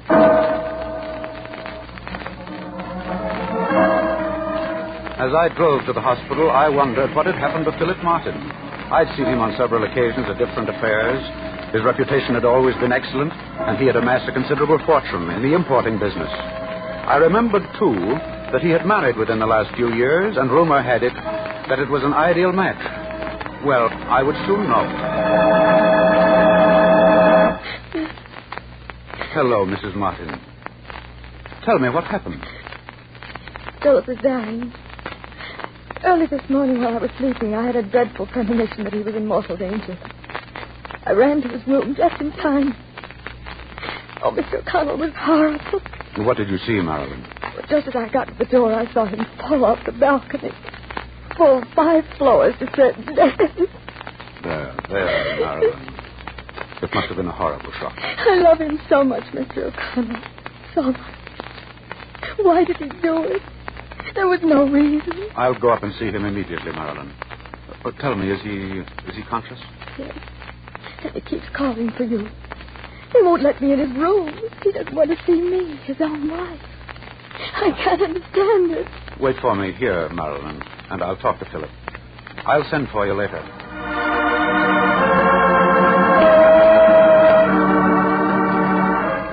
But at the deathbed of Philip Martin, I heard a most unusual and amazing story. I tell you, John, I did not jump off the balcony purposely. It was her voice that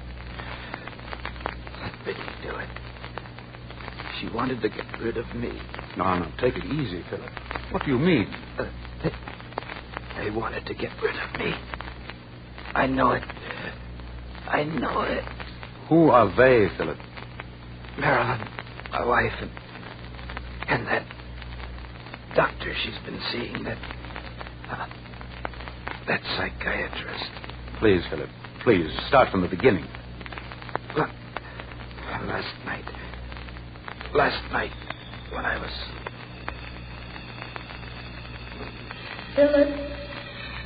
Philip, do you hear me, Philip?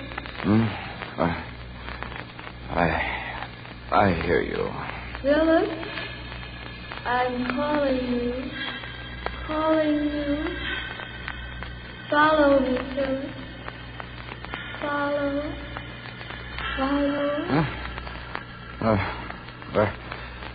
Where are you? Walk through the balcony, Philip. Through the balcony. Marilyn, is it you? Open the door, Philip. Open the door. Marilyn? Where are you? Walk out, Philip. Walk out here. I'm waiting for you, Philip. Waiting.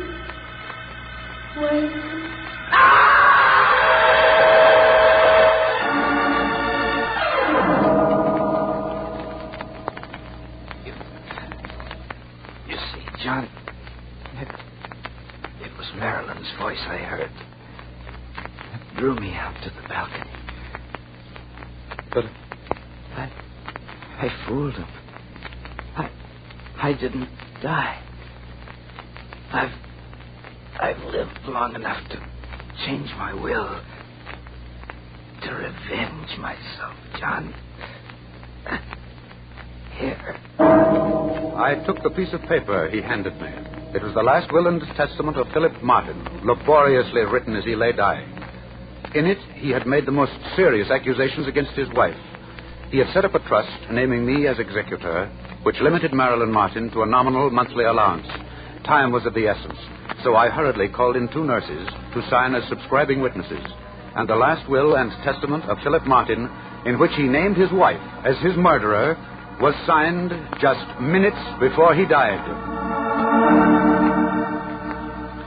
That night, alone in my study, I looked over the will and reviewed my conversation with the late Philip Martin. Were his accusations true? Was his wife guilty of his murder? Well, there was only one way to find out. I called upon Mrs. Martin. Her exquisite beauty was still visible in spite of the tragic lines the events of the last few hours had etched on her face. That she was suffering from some deep emotional strain was obvious. As I looked at her, I found it hard to believe that she was the heartless murderer her husband believed her to be. Please be seated, Mr. O'Connell. Thank you. I promise I won't keep you a moment longer than is absolutely necessary. But there are a few facts I must know before I file your husband's will. I'll be glad to help you in any way I can. Mrs. Martin, your husband died believing that you were the cause of his death. Oh, no. And that you had an accomplice. Unless you can be cleared of these accusations, which Philip Martin made against you on his deathbed, you may be accused of his murder. Murder? Surely you don't believe me. He swore it was your voice that led him to the balcony, Marilyn. A deathbed statement of this nature cannot be taken lightly. My voice? My voice led him to the balcony. Oh, no. No, I loved him. Why should I destroy him? Frankly, I don't know. But for your sake, I've got to find out, and quickly, before Philip's will is filed for probate. Marilyn, I'm going to ask you one question. I want it answered honestly and truthfully. Are you in love with a certain doctor, a psychiatrist you've been seeing lately? In love with Dr. Cosmo? Oh, nothing has been further from my mind or my heart, believe me, Mr. O'Connell. Your husband sincerely believed that you and this Dr. Cosmo conspired with malice aforethought to kill him. Oh, how horrible. Nothing is further from the truth. He did attempt to. But let me tell you the whole story. Perhaps then you'll understand. About 3 months ago, I saw him for the first time. I was nervous, troubled at the time. Someone told me his methods were unusual, but effective. So, on the spur of the moment, I went to his office.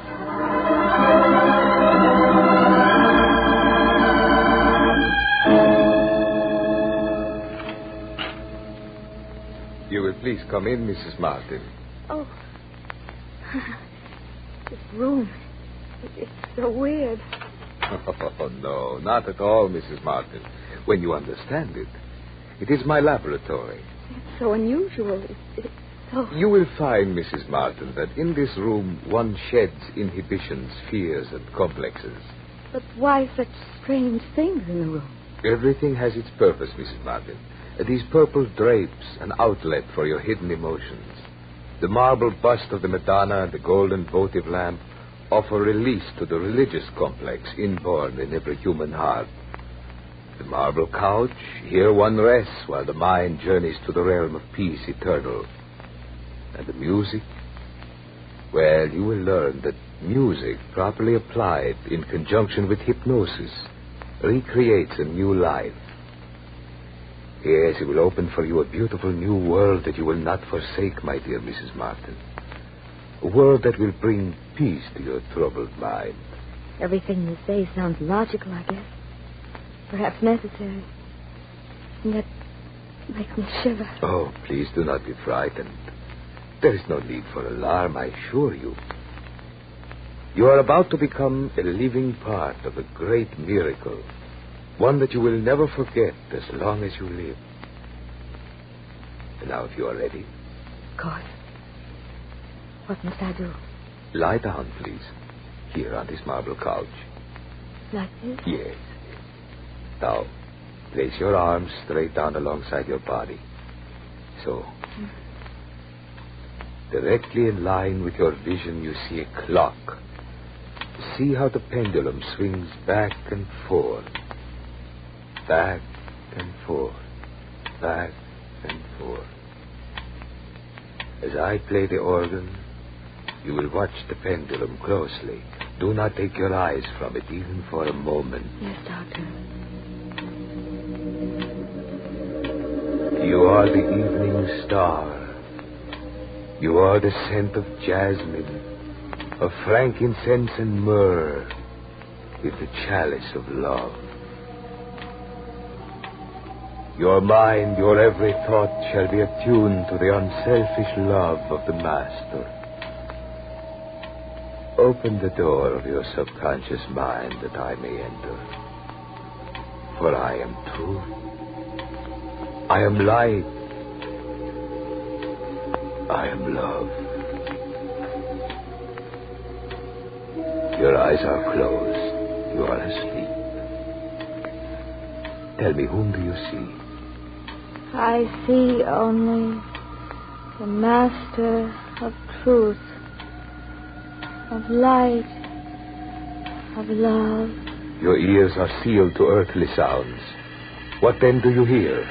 I hear only the thoughts of the Master. Then arise and go. For I shall speak to you across the deathless void, and you shall answer me. Yes, you shall answer me.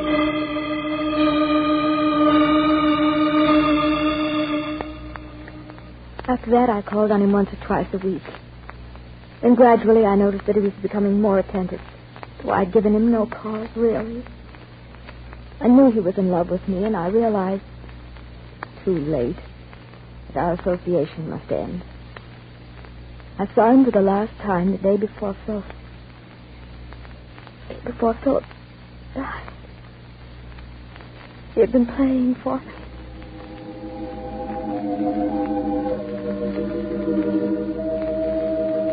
Do not try to evade the issue, Marilyn. I love you. I have loved you from the moment you entered my office. You can't escape me, you know that. I can't come here again, Dr. Cosmo. You know that I'm married, and I love my husband. Then I shall destroy him. I shall destroy anyone or anything that stands between us. You shall see. You shall see.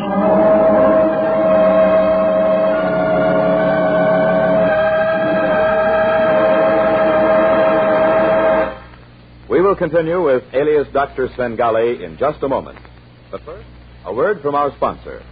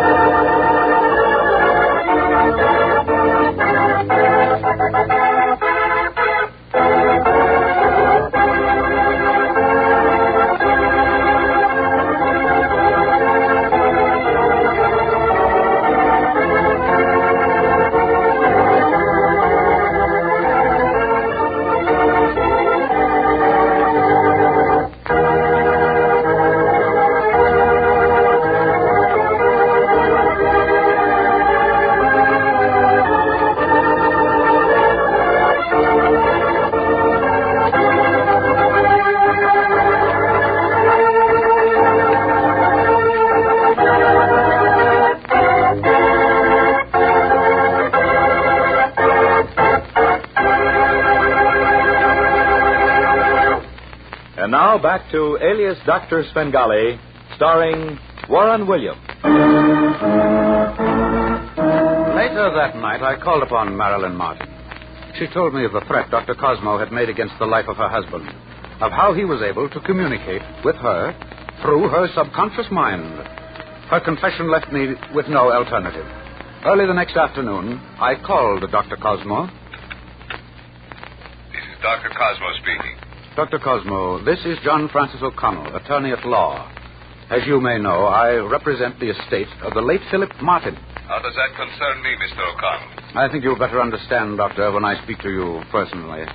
Shall we make it, say, at 8 tonight? I would prefer to make it at 10, Mr. O'Connell. Then I shall be at liberty for as long as you like. 10 o'clock, then, Doctor. I will be here. I wondered what the expected meeting with Dr. Gregory Cosmo would lead to. My evidence against this man was purely circumstantial.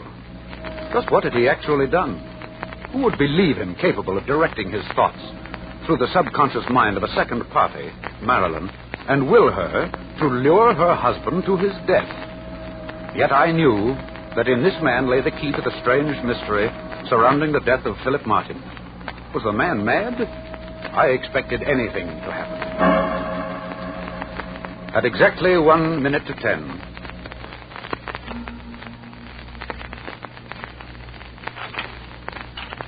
Come in, Mr. O'Connell. Thank you, Doctor. I'm taking the liberty of locking the door so we won't be disturbed. Come this way, please. We shall go directly into my private laboratory. You will perhaps find my laboratory a bit unusual, Mr. O'Connell. It is arranged for the development of advanced thought in modern psychiatry and hypnosis. Madonna, golden vortex lamp, marble couch, yes. Everything is here just as she described it to me. You are referring to Mrs. Martin, I believe. Eh? Why, yes, Doctor. She's one of the most beautiful women who's ever come to my office for help, Mr. O'Connell. Won't you sit down here, please? Here, facing the organ. I shall play for you as we talk. I find music very soothing to the body as well as to the mind. You are surprised, are you not, to see that my methods of advanced psychiatry call for such an unusual setting? Quite frankly, Dr. Cosmo, nothing you do surprises me. I acknowledge you to be the master craftsman you are of psychiatry. But when psychiatry leads to murder... Murder? Well, what do you mean? Dr. Cosmo, there's not the slightest doubt in my mind but that you are directly responsible for the death of Philip Martin. And if you like, I'll tell you exactly how you brought it about. Please do, Mr. O'Connell. You flatter my capabilities, but I shall find your story interesting nonetheless. There must always be a motive for murder, Doctor. And you had not one, but two. You were in love with Marilyn Martin. And secondly, you are greedy for the money you thought would be hers at her husband's death.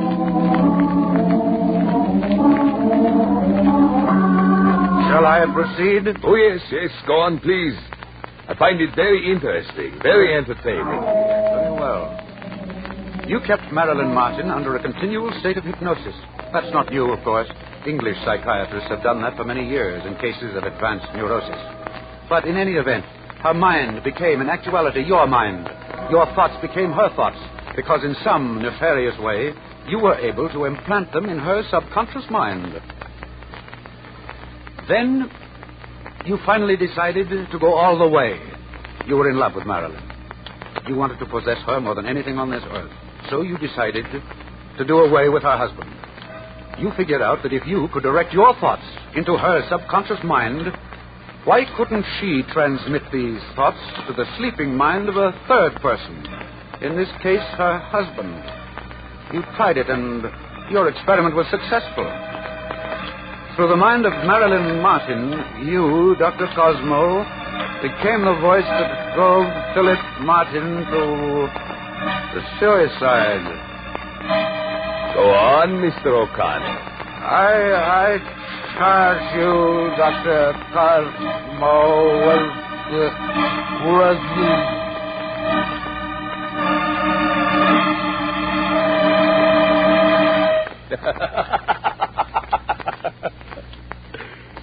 You can't move, can you, Mr. O'Connell? You have lost your power of speech, the physical faculties of motion.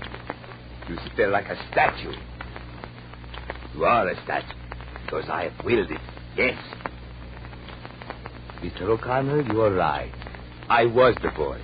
I deliberately and intentionally planned the destruction of Philip Martin, because he stood in my way, just as you are now doing. I love Marilyn. I love her beyond anything this world can offer. I shall have her, too. I am the first to have successfully transmitted thought through the subconscious to a third person. The mind, Mr. O'Connell, just like atomic energy, is on the threshold of great discoveries. Its potentialities are unlimited. If I can send one person to his death, why not many? Why not entire nations? The $1 million, is nothing to the money and power I shall have. With my knowledge, Mr. O'Connell, I can rule destiny and the world. Now I shall give you a practical demonstration of my power. But you will not live to tell about it. My music, the pendulum before your eyes, which you are watching subconsciously, and my power of concentration have hypnotized you.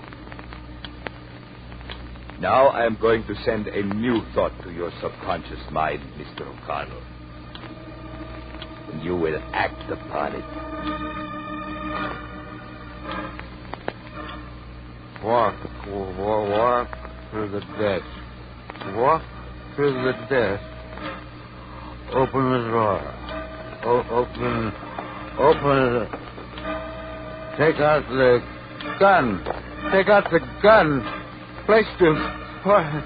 Place the gun to forehead. Forehead.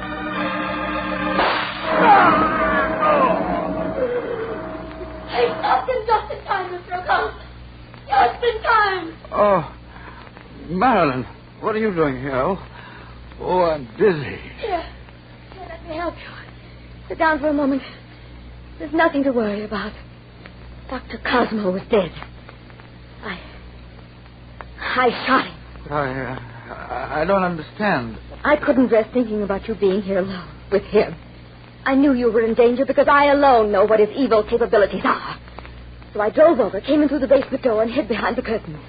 I was here hiding when he brought you into this room. You saw it all then? I heard. I saw everything. When he began his hypnotic music, I recognized the chords. He used the same strain to put me to sleep. I put my fingers to my ears to keep out the sound. Through the curtains, I saw you walk to the desk, open the drawer, take out the gun, and place it to your temple.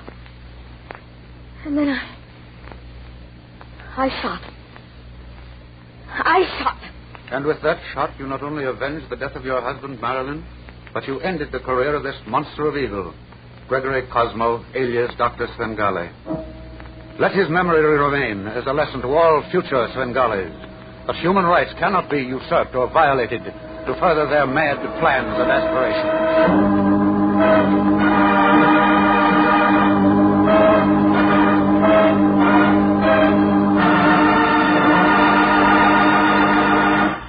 Warren William will be back in just a moment to tell you what the official records say about the probate cause of alias Dr. Svengali. But first, a word from our sponsor.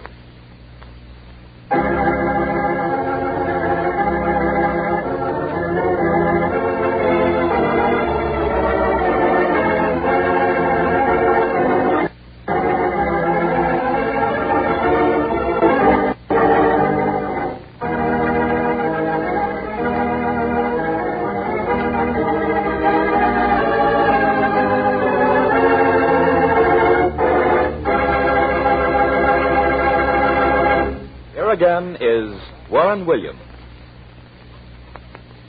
A coroner's jury completely exonerated Marilyn Martin of all responsibility of the death of Dr. Gregory Cosmo. The last will and testament of Philip Martin was duly admitted to probate, and Mrs. Martin is receiving the full benefits of the trust estate set up for her under the terms of the will. Thinking back, as I often do, upon the strange life and career of Dr. Cosmo, the question frequently arises in my mind as to where genius ends and madness begins. For this man was a genius in an evil sort of way. He was one of the first to realize the potential greatness of the human mind. It's too bad, isn't it, that he couldn't have directed his research along lines that would have helped humanity instead of trying to destroy it. I wonder where the answer lies. I wonder.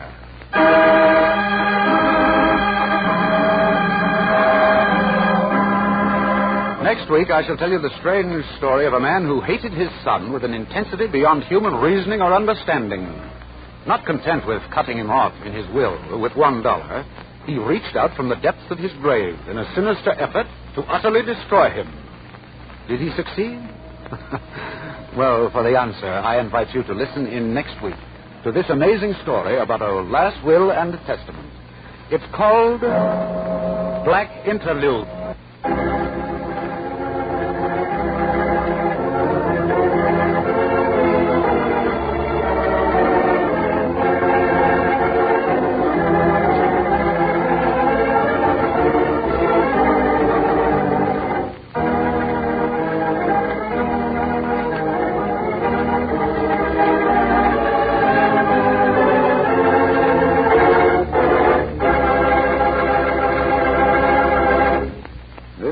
Williams saying goodbye.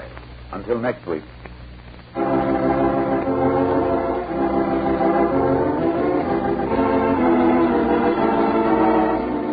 Strange Wills is written by Ken Gribbine and directed by Albert Ulrich.